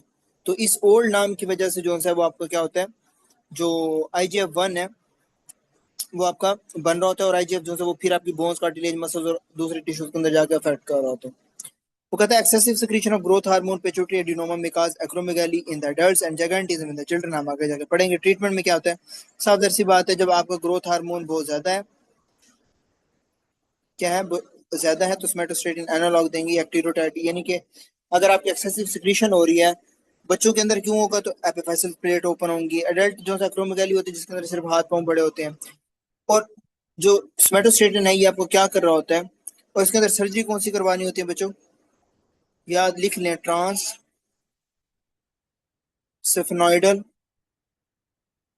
सर्जरी, ट्रांससिफेनॉइडल सर्जरी, ठीक है। और क्यों, आपकी जो स्मेटोस्टेटिन है वो आपके ग्रोथ हार्मोन को इनहिबिट कर रहा होता है, और जो ऑक्टीरोटाइड है वो ग्रोथ हार्मोन से रिलीज हो रहा होता है, ठीक है।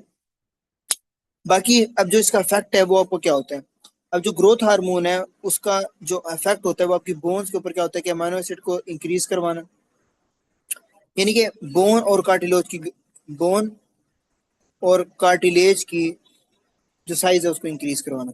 इसके अलावा मसल के ऊपर इफेक्ट करते हैं, जिसके अंदर आपकी जो अमाइनो एसिड है उसकी क्या हो रही होती है, अपटेक हो रही होती है, और प्रोटीन की क्या हो रही होती है, सिंथेसिस हो रही होती है, यानी कि मसल मास को इंक्रीज करवा रहा होता है आपका ग्रोथ हार्मोन। इसके अलावा आपकी जो ग्रोथ हार्मोन है वो डायरेक्टली जो है डिपोज टिश्यूज पे कर रही होती है, जिसकी वजह से ग्लूकोज का अपटेक और आपको लिपोलाइसिस हो रही होती है। एक्रोमेगाली हम आगे पढ़ेंगे, ठीक है। जायंटिज्म के अंदर जो बच्चा है वो एक्सेसिव हाइट के साथ आता है, क्योंकि उसके एपिफाइसल प्लेट्स क्या हो रही होती हैं बच्चों, ओपन होती हैं। अब इसको यहाँ से देखते हैं कि वो यहाँ पे क्या कहता है बच्चों। वो कहता है कि growth hormone acts mainly through IGF-1। Growth hormone is diabetogenic, उस तरह सिम्टम्स एक्सेसिव है तो जायंटिज्म, एडल्ट में है तो एक्रोमेगाली, अब थीरोटाइड जो है वो आपको GHS को कम कर सकते हैं। Don't confuse growth hormone with IGF-1। GH stimulate IGF-1 production, hypoglycaemia stimulate GH, hyperglycaemia suppress HG, ठीक है, ये पॉइंट याद रखना। वो कहता है A 40-year-old develop in large hands, coarse facial features। 40 year आ गया है, ठीक है, इसका मतलब क्या है, एक्रोमेगाली, बात खत्म। Insulin resistance due to pituitary adenoma, तो इसमें क्या आता है, IGF-1, ठीक है। Which condition increase growth hormone secretion, अब वो वही चीजें मैंने आपको बताया कि आपकी कौन कौन सी ऐसी सिक्रीशन होती है, deep sleep, hypoglycaemia, stress, exercise and puberty, तो उसके अंदर जो सब आपने क्या लगाना है, डीप स्लीप। अच्छा जी, यहाँ तक क्लियर हो गया बच्चों आपको, बच्चों यहाँ तक क्लियर हो गया आपको।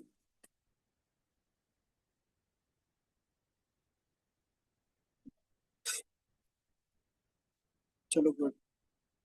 मैं फिर बता रहा हूँ कि कोई ज्वाइन करे या ना करे। मैंने एंडोक्राइन को 5 दिनों के अंदर एंड अप करना ही करना है, ठीक है। तो जब भी आया करें क्लास के अंदर थोड़ा एक्टिव होके आया करें, ताकि आपको जो है वो परेशानी ना हो। फिर बात करते हैं बच्चों, नेक्स्ट है एंटी डायरेटिक हार्मोन। ब्रेक ना ले लें, एंटी डायरेटिक हार्मोन सिर्फ ये दो टॉपिक पढ़ने, थायराइड हार्मोन हम इंशाल्लाह कल पढ़ेंगे। 2 मिनट की सिर्फ ब्रेक ले लेते हैं।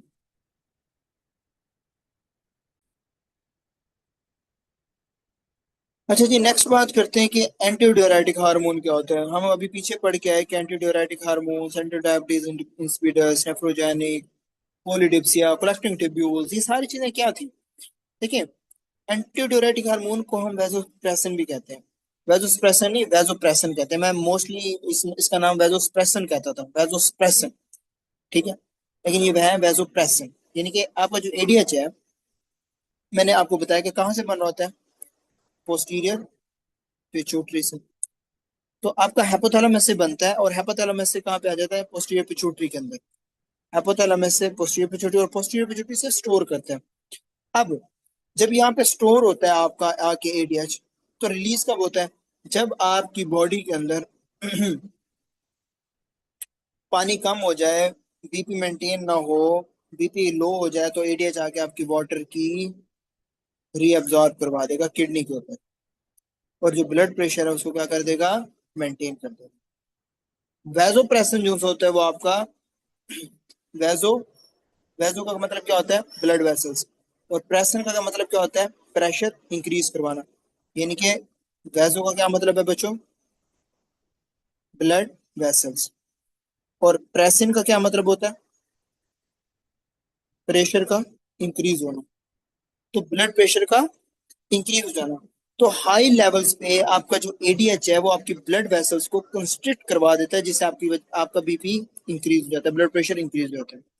सिंथेसाइज इन हाइपोथैलेमस, ये सुप्रा ऑप्टिक एंड पैरावेंट्रिकुलर न्यूक्लाई, अभी मैंने ऊपर आपको बताया है। मोस्ट कॉमनली जो होता है वो आपको क्या होता है? सुप्रा ऑप्टिक। और जो पैरावेंट्रिकुलर न्यूक्लाई है, यानी कि आपका जो एडीएच है वो आपके हाइपोथैलेमस के दो न्यूक्लियाई से बना होता है, विच इज सुप्रा ऑप्टिक और पैरावेंट्रिकुलर न्यूक्लाई। और फिर वो एक्सॉन्स के थ्रू आपके पोस्टीरियर पिट्यूटरी के अंदर है, यानी कि यहाँ पे एक्सॉन्स होते हैं, और उसके थ्रू आपका जो है हाइपोथैलेमस से आपके पोस्टीरियर पिट्यूटरी में आ जाता है। तो पोस्टीरियर पिट्यूटरी जो है वो आपका एडीएच को क्या कर रहा होता है? स्टोर कर रहा होता है। जब आपकी बॉडी की नीड्स होती है तो आपका रिलीज करवा देता है। ठीक है, stored and secreted by posterior pituitary. अब एडीएच का फंक्शन क्या है? वो कहता है regulates blood pressure, V1 receptor and serum osmolarity V2 receptor. बहुत इंपॉर्टेंट पॉइंट है, याद रखें कि जो एडीएच है वो आपका V1 जो रिसेप्टर्स होते हैं, ये लिख लें, जो V1 रिसेप्टर्स होते हैं वो आपके कहाँ पे होते हैं बच्चों? ब्लड वेसल्स में। ये मोस्टली जब क्वेश्चन किया जाता है ना कि V1 रिसेप्टर्स कहाँ होते हैं, वो बच्चे भूल जाते हैं। तो V1 रिसेप्टर्स आपके कहाँ होते हैं? ब्लड वेसल्स के ऊपर। क्या, क्यों होते हैं? V2 हो जाते हैं, सिर्फ काम तो रीअब्जॉर्प्शन का है, तो ब्लड वेसल्स का काम क्यों है?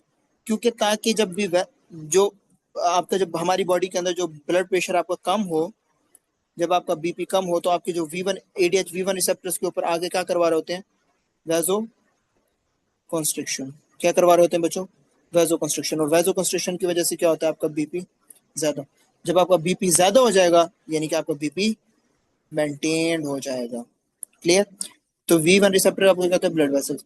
V2 का होते हैं आपके, V2 आपके रिसेप्टर्स कहाँ पे होते हैं? आपके किडनी के ऊपर होते हैं। कहाँ पे होते हैं? आपके किडनी के ऊपर होते हैं। अब किडनी के किस जगह पे ऊपर होते हैं? ये सबसे इंपॉर्टेंट पॉइंट है। कोलेक्टिंग टिब्यूल्स, ना भूलना कभी। कोलेक्टिंग टिब्यूल्स प्लीज ना भूलिएगा। और एक्टिवेशन क्या करवा रही होती है? जो आपके एक्योपोरिन चैनल्स है ना,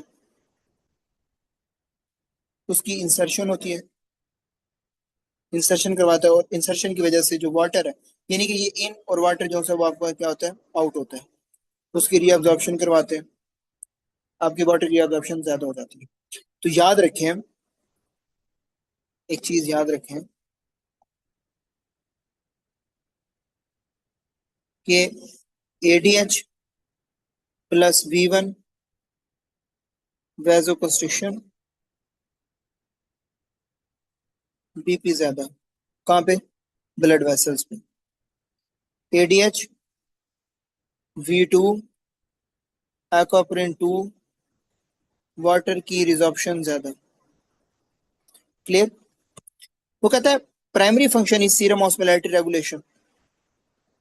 कोई मुझे बता सकता है कि सीरम की ऑस्मोलैरिटी से क्या मुराद होता है?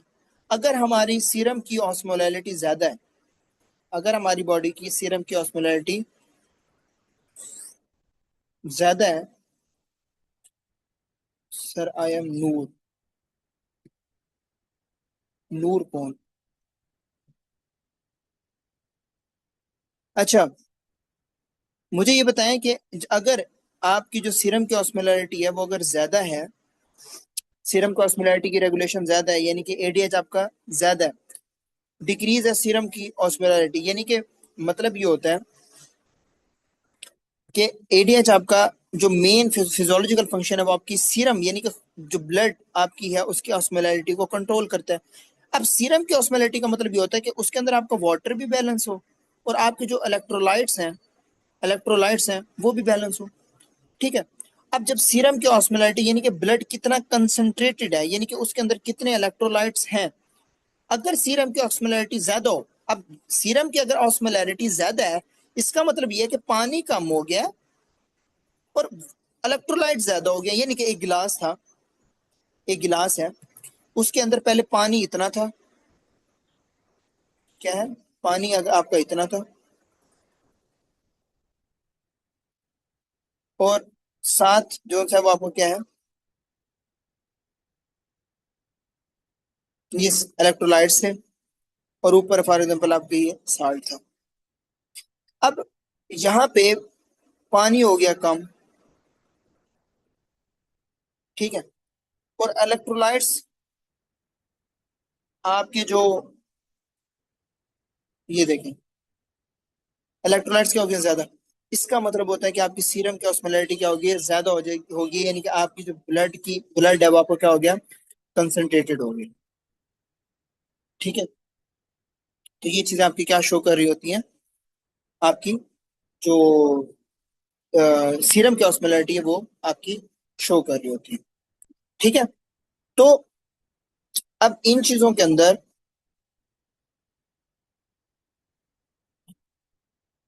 अब बच्चों इन चीजों के अंदर आपने याद रखना है कि आपकी जब सीरम की ऑस्मोलैरिटी लो होती है तो उसमें आपकी बॉडी क्या डिटेक्ट करती है कि ये क्या है आपका, डिहाइड्रेटेड। अब इसके अंदर पानी क्या है, कम। तो एडीएच क्या करता है, आपकी जो वाटर की अब्जॉर्प्शन है वो क्या करता है, ज्यादा। इंक्रीज यूरिन ऑस्मोलैरिटी का क्या मतलब होता है, यूरिन ऑस्मोलैरिटी यानी कि आपकी जो पानी है वो आपकी जो यूरिन है उससे वापस करता है। जब यूरिन से आपकी यानी कि वो एडीएच है वो आपका रीअब्जॉर्ब कर लेता है, तो एडीएच क्या करता है, via regulation of aquaporin insertion in the principal cells of the renal, ये आपका ना, ये प्रिंसिपल सेल्स और रीनल कलेक्टिंग ट्यूब्यूल्स हमेशा आता है। तो एडीएच जो है वो आपका पानी को यूरिन से वापस जब करता है तो फिर क्या होता है, आपके पेशाब के अंदर जो इलेक्ट्रोलाइट्स होते हैं वो ज्यादा हो जाते हैं, पानी कम हो जाता है, तो वो उसकी ऑस्मोलैरिटी क्या हो जाती है, ज्यादा हो जाती है। ठीक है, अब जब एडीएच जो है वो पानी को यूरिन से वापस ब्लड के अंदर ले आ जाता है तो फिर बॉडी के क्या हालात होते हैं, ब्लड दोबारा से क्या हो जाता है, डाइल्यूट, और सीरम की ऑस्मोलैरिटी कम। ठीक है, यूरिन क्या हो जाता है, कंसंट्रेटेड हो जाता है, और उसकी ऑस्मोलैरिटी क्या हो जाती है, ज्यादा हो जाती है, और जो यूरिन का वॉल्यूम है वो क्या कर जाता है, आपका डिक्रीज कर जाता है। क्लियर। और याद रखें कि जो V2 रिसेप्टर्स हैं वो आपके कलेक्टिंग ट्यूब्यूल्स के ऊपर पड़े होते हैं। ठीक है, और प्रिंसिपल सेल जो होते हैं वो आपके जो कलेक्टिंग ट्यूब्यूल्स के ऊपर पड़े होते हैं वो आपके V2 रिसेप्टर्स को क्या कर रहे होते हैं, एक्टिवेट कर रहे होते हैं। जब हम रीनल पढ़ेंगे तो उसके अंदर आपको ये अच्छे से और समझ आ जाएगा। प्लाज्मा ऑस्मोलैरिटी यानी कि प्राइमरी, यानी कि आपके जो एडीएच है वो आपका रिलीज कब ज्यादा होता है, जब आपकी प्लाज्मा की ऑस्मोलैरिटी ज्यादा हो या ब्लड वॉल्यूम डिक्रीज हो। क्लियर, कि मैंने अब आपको समझा दिया कि उसकी जो कंसंट्रेशन वो क्या है। ATH level increase in central diabetes insipidus, मैंने आपको बताया कि आपका जो, जब आपका ब्रेन का या पिट्यूटरी के अंदर मसला देखते हैं तो आपका जो एटीएच प्रोडक्शन क्या हो रही होती है, तो जो रिलीज है वो आपकी कम हो रही होती है। जब एटीएच कम होता है इन केस ऑफ किसी भी हेड ट्रॉमा की वजह से, यानी कि सर के अंदर कोई चोट लगी हो या पिट्यूटरी कोई सर्जरी हुई हो या ट्यूमर हुआ हो, तो उसके अंदर आपको क्या देखने को मिल रहा होता है, आपकी जो सेंट्रल डायबिटीज है उसमें आपका एटीएच कम होता है। ठीक है ना, नॉर्मल और इंक्रीज इन नेफ्रोजेनिक डायबिटीज। अब नेफ्रोजेनिक के अंदर अब वो जो किडनी है वो मुंह बना के बैठा होता है। ठीक है, कि पहले तो आपने रिलीज नहीं किया, अब मैं मुंह बना के बैठा हूँ, तो इसलिए वो इंक्रीज डायबिटीज इंसिपिडस, यानी कि जो एडीएच है वो आपका क्या होता है, नॉर्मल होता है या हाई होता है। किसकी वजह से, नेफ्रोजेनिक किसकी वजह से होता है, एक मेन ड्रग होती है, एक मेन ड्रग होती है, अगर कोई लिख दे तो, क्योंकि मुझे तो नहीं पता। एक मेन ड्रग होती है जिसकी वजह से होता है, मैं ड्रग नहीं लिख रहा, जो काज करवाता है हाइपरकैल्सीमिया, हाइपोकलीमिया, किडनी डिजीज, कौन सी ड्रग होती है, एक्सीलेंट, शाबाश मारो, लिथियम, लिथियम, लिथियम जो सा होता है वो आपको क्या कर रहा होता है, नेफ्रोजेनिक डायबिटीज काज करवा रहा होता है। डेस्मोप्रेसन एडीएच, डेस्मोप्रेसन ऐसा होता है जो आपका एडीएच जैसा जो सा वो काज मतलब काम कर रहा होता है, यानी कि जुड़वा भाई होता है। Treatment for the central diabetes, यानी कि जब आपका देखो ना, सेंट्रल में आपका एडीएच नहीं बन रहा था तो आप एडीएच दोगे, जिसे हम कहते हैं डेस्मोप्रेसिन। लेकिन नेफ्रो में नहीं दे सकते आप, क्योंकि नेफ्रो के अंदर तो रिलीज हो रहा था ना, किडनी ने वो बनाया हुआ था। ठीक है। और नक्चुरल इन्यूराइसिस के अंदर आपको क्या देखने को मिल रहा होता है, आपका बेड वेटिंग। अब देखो, आपने पीड्स के अंदर पहला पहला पेज, पीड्स का पहला पहला स्टेप किसी का देखें तो उसके अंदर ना नक्चुरल इन्यूराइसिस या बेड वेटिंग का ऑप्शन लिखा हुआ है। उसके अंदर लिखा हुआ है कि 5 साल से पहले पहले आपने बच्चे को बेड वेटिंग से बचाना होता है। 2 साल तक आपने सिखाना होता है। अगर 5 साल तक नहीं है तो उसे हम कहते हैं नक्चुरल इन्यूरेसिस, यानी कि उसका ब्लेडर का कोई मसला, या यानी कि रात को वो क्या कर देता है, पेशाब कर देता है। तो बच्चे उर्स के अंदर आपने डेस्मोप्रेसिन देना होता है, जो डेस्मोप्रेसिन आपकी नाइट के यूरिन की प्रोडक्शन को डिक्रीज कर देता है, वाटर को रीअब्सॉर्ब करके। दैट्स व्हाई उनके अंदर हमने क्या देना होता है, उन बच्चों के अंदर जो बेड वेटिंग करते हैं आफ्टर 5 years, डेस्मोप्रेसिन देना होता है। Vasopressin is a potent vasopressor that can be used to increase organ perfusion in septic shock। यानी कि सेप्टिक शॉक के अंदर आपकी जो ब्लड वेसल्स डायलेट हो जाती हैं, सेप्टिक शॉक के अंदर आपकी जो ब्लड वेसल्स डायलेट हो जाती हैं, आप चुपके से एडीएच दे दें। एडीएच उन्हें चुप करके जाके किन रिसेप्टर्स पे, V1 रिसेप्टर पे जाके क्या कर देंगे, वैसो कंस्ट्रिक्ट करवा देंगे। ठीक है। और ऑर्गन की जो परफ्यूजन है वो आपकी क्या हो जाएगी, ज्यादा हो जाएगी। ठीक है। So this is of it for the ADH. एक दफा हम इसके एमसीक्यूज पढ़ लें कि एमसीक्यूज में वो क्या कहता है बच्चों। पहले पहले एनआरई क्लूज देखते हैं। वो कहता है ADH increase urine osmolarity and decrease urine volume. ठीक है। यूरिन ऑस्मोलैरिटी और यूरिन वॉल्यूम मैंने आपको समझा दिया। Central diabetes improves with desmopressin, क्योंकि वो आपको क्या है, ADH analogue. Nephrogenic does not respond well to the desmopressin because nephrogenic के अंदर आपके जो एडीएच है वो रिलीज हो रहे होते हैं। ठीक है। बट जो किडनी है उसके रिसेप्टर्स वो क्या होते हैं, रेजिस्टेंट होते हैं। अल्कोहल डिक्रीज एडीएच काज पोलीयूरिया। MCUs क्या है, a patient has a polyuria and very dilute urine. After desmopressin, urine osmolality rises markedly, which is mostly diagnosed। तो वो क्या सेंट्रल है, क्योंकि सेंट्रल डायबिटीज में आप सिर्फ डेस्मोप्रेसिन दे सकते हैं, इसके अलावा ना नेफ्रोजेनिक में दे सकते हैं, ना डायबिटीज इंसिपिडस में दे सकते हैं। Central diabetes ADH increase water reabsorption mainly by inserting acuprin in which of nephron segment। सबसे इंपॉर्टेंट MCQs है एनआरई का। आता नॉर्मल है, बच्चे कंफ्यूज जाते हैं कि यार शायद डिस्टल कन्वोल्यूटेड ट्यूब्यूल है, but it is the collecting duct. Next topic है बच्चों आपका फॉर टुडे इज प्रोलैक्टिन। बच्चों प्रोलैक्टिन को आपने किस तरीके से पढ़ना है, आपने कई बार पढ़ा होगा कि प्रोलैक्टिन इंक्रीज होता है, जो मेंसेस हैं वो नहीं आ रहे होते, जो मदर है उसके अंदर LHFSH का मसला आ रहा होता है, और एमेनोरिया का मसला आ रहा होता है। एमेनोरिया को प्रोलैक्टिन के साथ जो है वो आप कोरिलेट कर देते हैं। एमेनोरिया को जो है वो जो कंडीशंस होती हैं जस्ट लाइक लैक्टोरिया, उसके साथ कोरिलेट कर देते हैं। ठीक है ना। तो उस कंडीशंस में आपने क्या करना होता है, प्रोलैक्टिन जो है वो आपको क्या हो रहा है, सोर्स होता है, यानी कि secreted mainly by anterior pituitary. यानी कि जो प्रोलैक्टिन है उसका काम क्या होता है, आपकी मिल्क की प्रोडक्शन करना। क्या करना, मिल्क की प्रोडक्शन करवाना। ठीक है। अब जो लेक्टिन है वो आपका एक इंपॉर्टेंट रिप्रोडक्टिव जो सा वो होता है, इफेक्ट शो कर रहा होता है, जिसके अंदर आपका GnRH कम हो रहा होता है। ठीक है। दैट्स व्हाई प्रोलैक्टिन की वजह से इनफर्टिलिटी, एमेनोरिया, लिबिडो, हाइपोगोनाडिज्म होने के चांसेस जो सा तो वो आपके ज्यादा होते हैं। तो सिक्रेटेड बाय एंटीरियर पिट्यूटरी, यानी कि एंटीरियर पिट्यूटरी मैंने आपको ऑलरेडी बता चुका है, एंटीरियर पिट्यूटरी से रिलीज होगा। किस सेल से होगा, आपके एसिडोफिल्स, ये लिख लें। एसिडोफिल से आपके और दो और होते हैं, गोनाडोट्रोपिक ग्रोथ हार्मोन के साथ साथ आपको प्रोलैक्टिन भी रिलीज हो रहा होता है। ठीक है। Structurally homologous to growth hormone. अच्छा, प्रोलैक्टिन और ग्रोथ हार्मोन का जो स्ट्रक्चर होता है वो आपको क्या होता है, सेम सेम होता है, बिकॉज दोनों एंटीरियर पिट्यूटरी से होते हैं, एसिडोफिल से ड्राइव्ड हो रहे होते हैं, और दोनों जो है वो आपके क्या होते हैं, सेम एसिडोफिल हार्मोन्स होते हैं। ठीक है। ये एसिडोफिल हार्मोन्स लाजमी याद रखना है। Stimulate milk production in the breast. जो प्रोलैक्टिन होता है वो आपके जो ब्रेस्ट ग्लैंड्स होते हैं उससे जो मिल्क की प्रोडक्शन है वो आपको स्टिमुलेट करवा रहा होता है, जिसे हम क्या कहते हैं, जो अगर मिल्क की प्रोडक्शन का जो मेडिकल वर्ड है वो हम कहते हैं लैक्टोजेनेसिस। ठीक है। तो प्रेगनेंसी में जब एस्ट्रोजन प्रोजेस्टेरोन जो आपके ब्रेस्ट टिश्यूज हैं वो आपके प्रिपेयर करते हैं, लेकिन डिलीवरी के बाद जो प्रोलैक्टिन होता है वो, यानी कि ये आपका जो एस्ट्रोजन प्रोजेस्टेरोन है वो आपके ब्रेस्ट टिश्यूज के अंदर एक माहौल क्रिएट कर देते हैं, और डिलीवरी के बाद जो प्रोलैक्टिन है उसको वो माहौल मिलता है और वो आपकी मिल्क की प्रोडक्शन करवा रहा था। और ऑक्सीटोसिन जो मिल्क की इजैकुलेशन है उसके अंदर इंपॉर्टेंट रोल प्ले कर रहा होता है। ठीक है, तो जो प्रोलैक्टिन है,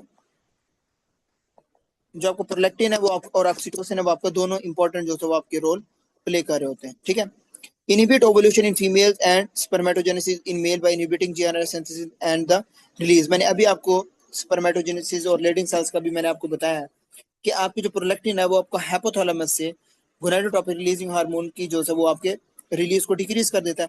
जब गोनाडोट्रोपिक हार्मोन जो है वो कम होगा, तो क्योंकि गोनाडोट्रोपिक रिलीजिंग हार्मोन तो एफएसएच रिलीज करवा रहा होता है, जब ये कम, उसकी वजह से आपका एफएसएच भी कम और आपका एलएच भी कम। अब दोनों चीजें ये कम हो गई हैं, तो इसकी वजह से आपके पास पेशेंट कैसे प्रेजेंट करेगा? एमेनोरिया, इनफर्टिलिटी, लो एस्ट्रोजन, ऑस्टियोपोरोसिस। ऑस्टियोपोरोसिस क्यों होता है? मैंने आपको बताया था। ऑस्टियोपोरोसिस क्यों होता है? किसकी वजह से? एस्ट्रोजन की कमी की वजह से। ठीक है, तो ज्यादा सी बात है, प्रोलैक्टिन ज्यादा, गोनाडोट्रोपिक हार्मोन कम। हम इसको इमेज से भी हम एक दफा पढ़ेंगे। वो कहता है excessive amount of prolactin associated with decrease libido, यानी कि जब आप क्या कहते हैं अपना जो प्रोलैक्टिन है वो आपका जो उससे ज्यादा होता है, तो उसकी वजह से जो ग्लैक्टोरिया, मोनोरिया, इनफर्टिलिटी या लिबिडो के जो है वो चांसेस आपके क्या हो जाते हैं, ज्यादा हो जाते हैं। ठीक है, prolactin secretion from the anterior pituitary is tonically inhibited by dopamine, क्योंकि डोपामीन जो होता है वो आपको क्या होता है, प्रोलैक्टिन का इनहिबिटर होता है। टोनिकली इनहिबिटेड का क्या मतलब होता है कि डोपामीन आपके जो प्रोलैक्टिन है उसको कॉन्टिन्यूसली सप्रेस कर रहा होता है। टोनिकली इनहिबिटेड का क्या मतलब होता है, कॉन्टिन्यूसली इनहिबिट करना, नॉट। ठीक है, तो from tubular and infundibular pathway of the hypothalamus, यानी कि ट्यूबुलर इनफंडिबल पाथवे जो है वो आपका हाइपोथैलेमस से पिट्यूटरी तक का क्या होता है, डोपामीन का सिग्नल होता है from the hypothalamus to the pituitary gland. अब ये इस पाथवे को, पूरे पाथवे को कहते हैं ट्यूबुलो इनफंडिबुलर पाथवे, किसका? हाइपोथैलेमस का। वो कहता है prolactin is to inhibit in its own secretion. Prolactin का पास एक और भी क्वालिटी होती है कि उसके पास एक अपना नेगेटिव फीडबैक भी मैकेनिज्म होता है, यानी कि जब आपका बॉडी के अंदर प्रोलैक्टिन हाई होता है, तो वो हाइपोथैलेमस को खुद कह देता है कि भाई मैं ज्यादा हूँ, और हाइपोथैलेमस जो है आपको डोपामिन क्या करवा देते हैं, इंक्रीज। और जब डोपामिन इंक्रीज होते हैं वो स्टिमुलेट करते हैं, वो ज्यादा होते हैं डोपामिन, फिर आपको प्रोलैक्टिन को सिक्रीट करवा देते हैं। तो इसलिए ये ईमानदार होता है। प्रोलैक्टिन क्या कर देता है, खुद अपनी सिक्रीशन को कम करवा देता है by increase dopamine synthesis and secretion from the hypothalamus. TRH यानी कि थोराइड रिलीजिंग हार्मोन, ये पॉइंट मैं आपको समझाना चाह रहा था। Increase prolactin secretion for example primary and secondary hypothyroidism.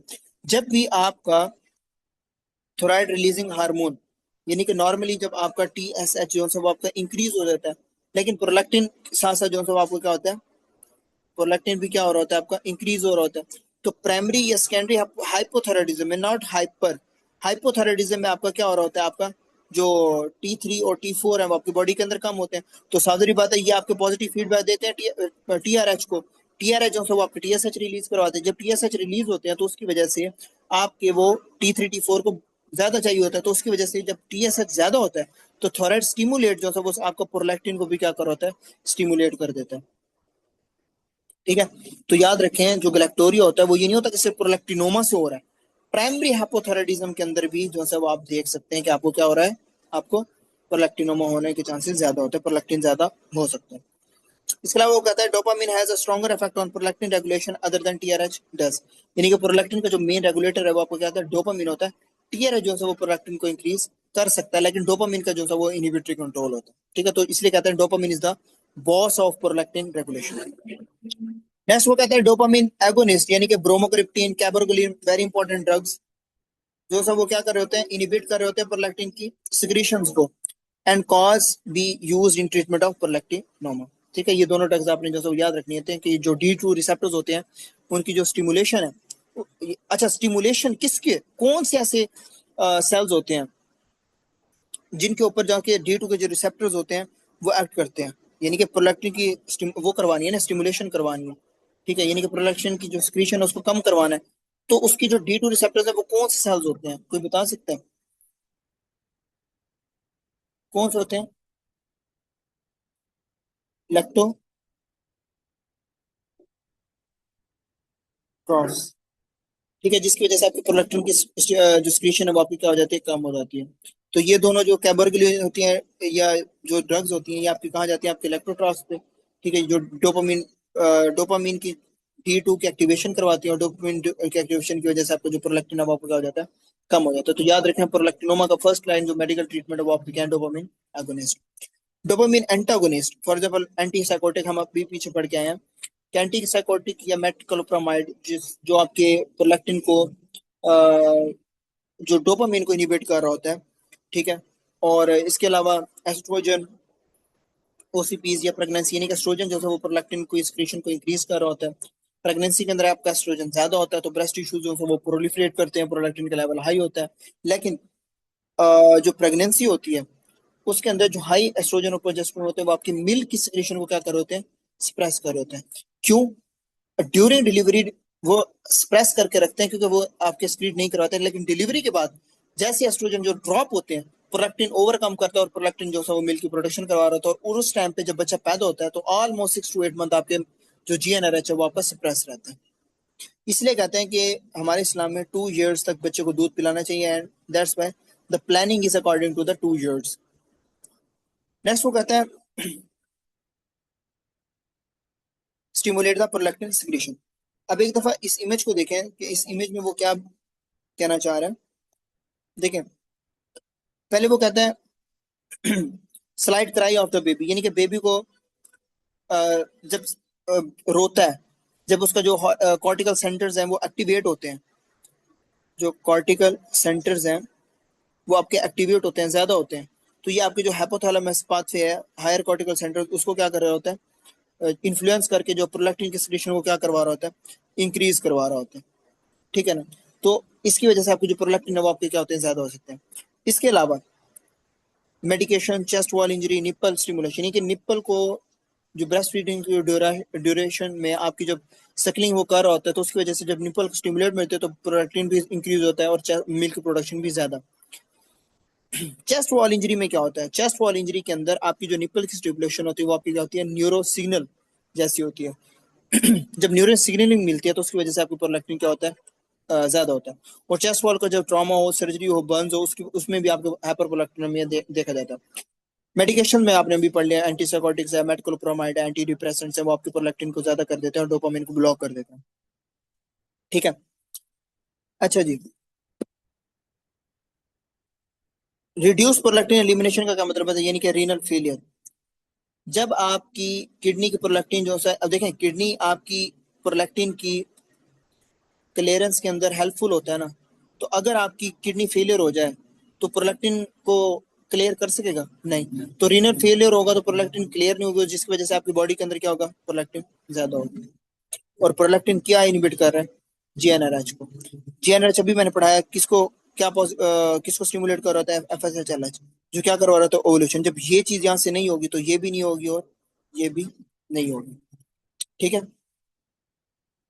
इसके अलावा प्राइमरी और सेकेंडरी हाइपोथायराइडिज्म जो है वो आपको स्टिमुलेट कर रहे होते हैं टीआरएच के थ्रू जो है वो एंटीरियर पिट्यूटरी में, एंटीरियर पिट्यूटरी से जो है वो आपका प्रोलैक्टिन को इंक्रीज करवा रहा होता है, ठीक है। इसके अलावा आपका जो प्रेगनेंसी है उसके अंदर आपका एस्ट्रोजन और प्रोजेस्टेरोन जो है वो आपके दोनों ज्यादा होते हैं, लेकिन एस्ट्रोजन जो है वो मोस्ट कॉमनली जो है वो आपकी एंटीरियर पिट्यूटरी में जाके आपके इफेक्ट को क्या करवा रहा होता है, ज्यादा करवा रहा होता है, ठीक है। और याद रखें जो प्रोलैक्टिनोमा का पेशेंट है वो आपके पास किस कैसे आएगा, प्रेजेंट कैसे करेगा। प्रोलैक्टिनोमा का पेशेंट आपके पास फीमेल है, किसके साथ आएगी, एमेनोरिया के साथ आएगी, गैलेक्टोरिया के साथ आएगी, इनफर्टिलिटी के साथ आएगी, हेडी के साथ आएगी। एस्ट्रोजन जो है तो उसके अंदर क्या होगा, सिम्टम्स उसके क्या होंगे, कम होंगे, ठीक है। या pituitary lactotrophs adenoma, very important point. ये दोनों पॉइंट जो है आपके क्या होते हैं, इंपॉर्टेंट होते हैं। और इसके अंदर ट्रीटमेंट आपने क्या देना होता है, कैबरगुलिन और ब्रोमोक्रिप्टीन, ठीक है। एक दफा इसके एमसीक्यूज पढ़ लेते हैं यहाँ से कि प्रोलैक्टिन में वो क्या कर रहे थे। वो कहते हैं prolactin is inhibited by dopamine, high prolactin inhibit GnRH, prolactinoma cause galactorrhoea, amenorrhoea, infertility मैंने आपको बता दिया। GnRH की जो है वो होती है, और FSH और LH जो है वो आपके क्या होते हैं, ब्लॉक हो जाते हैं। Cabergoline and bromocriptine treat the prolactinoma. Do not treat prolactinoma first with a surgery. In typical exam question, dopamine agonist the first line, फिर उसके बाद हम जो है वो आपकी सर्जरी करते हैं। क्वेश्चन में कहता है women has galactorrhoea, amenorrhoea and infertility, MRI show pituitary micro adenoma, micro not macro, which drug is usually responsible, तो आपने बताना कैबरगोलिन।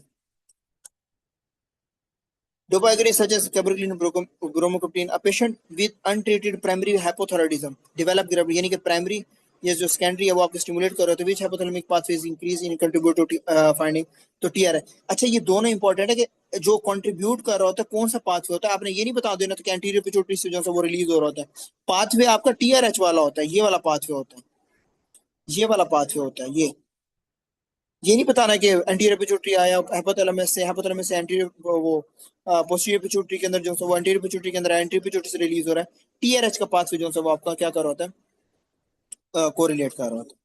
ठीक है, सो ये आपकी जो है प्रोलैक्टिन तक था, इंशाल्लाह कल जो है वो हम थायराइड हार्मोन से जो है वो स्टार्ट कर रहे हैं। ठीक है जी।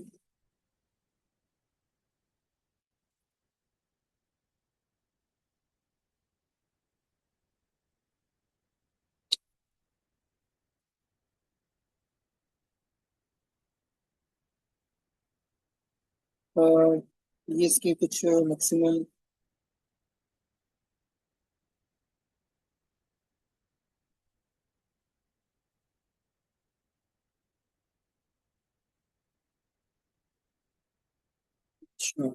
क्या कह रहे हैं,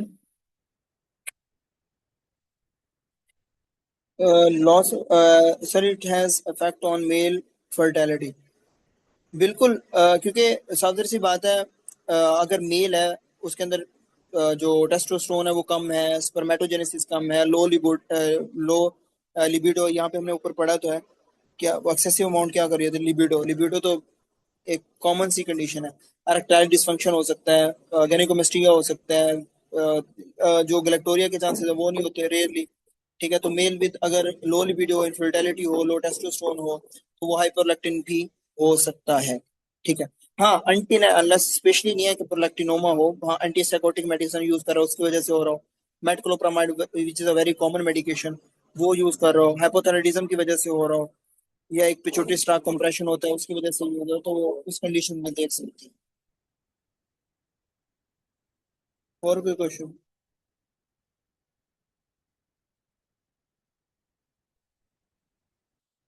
और कोई क्वेश्चन है?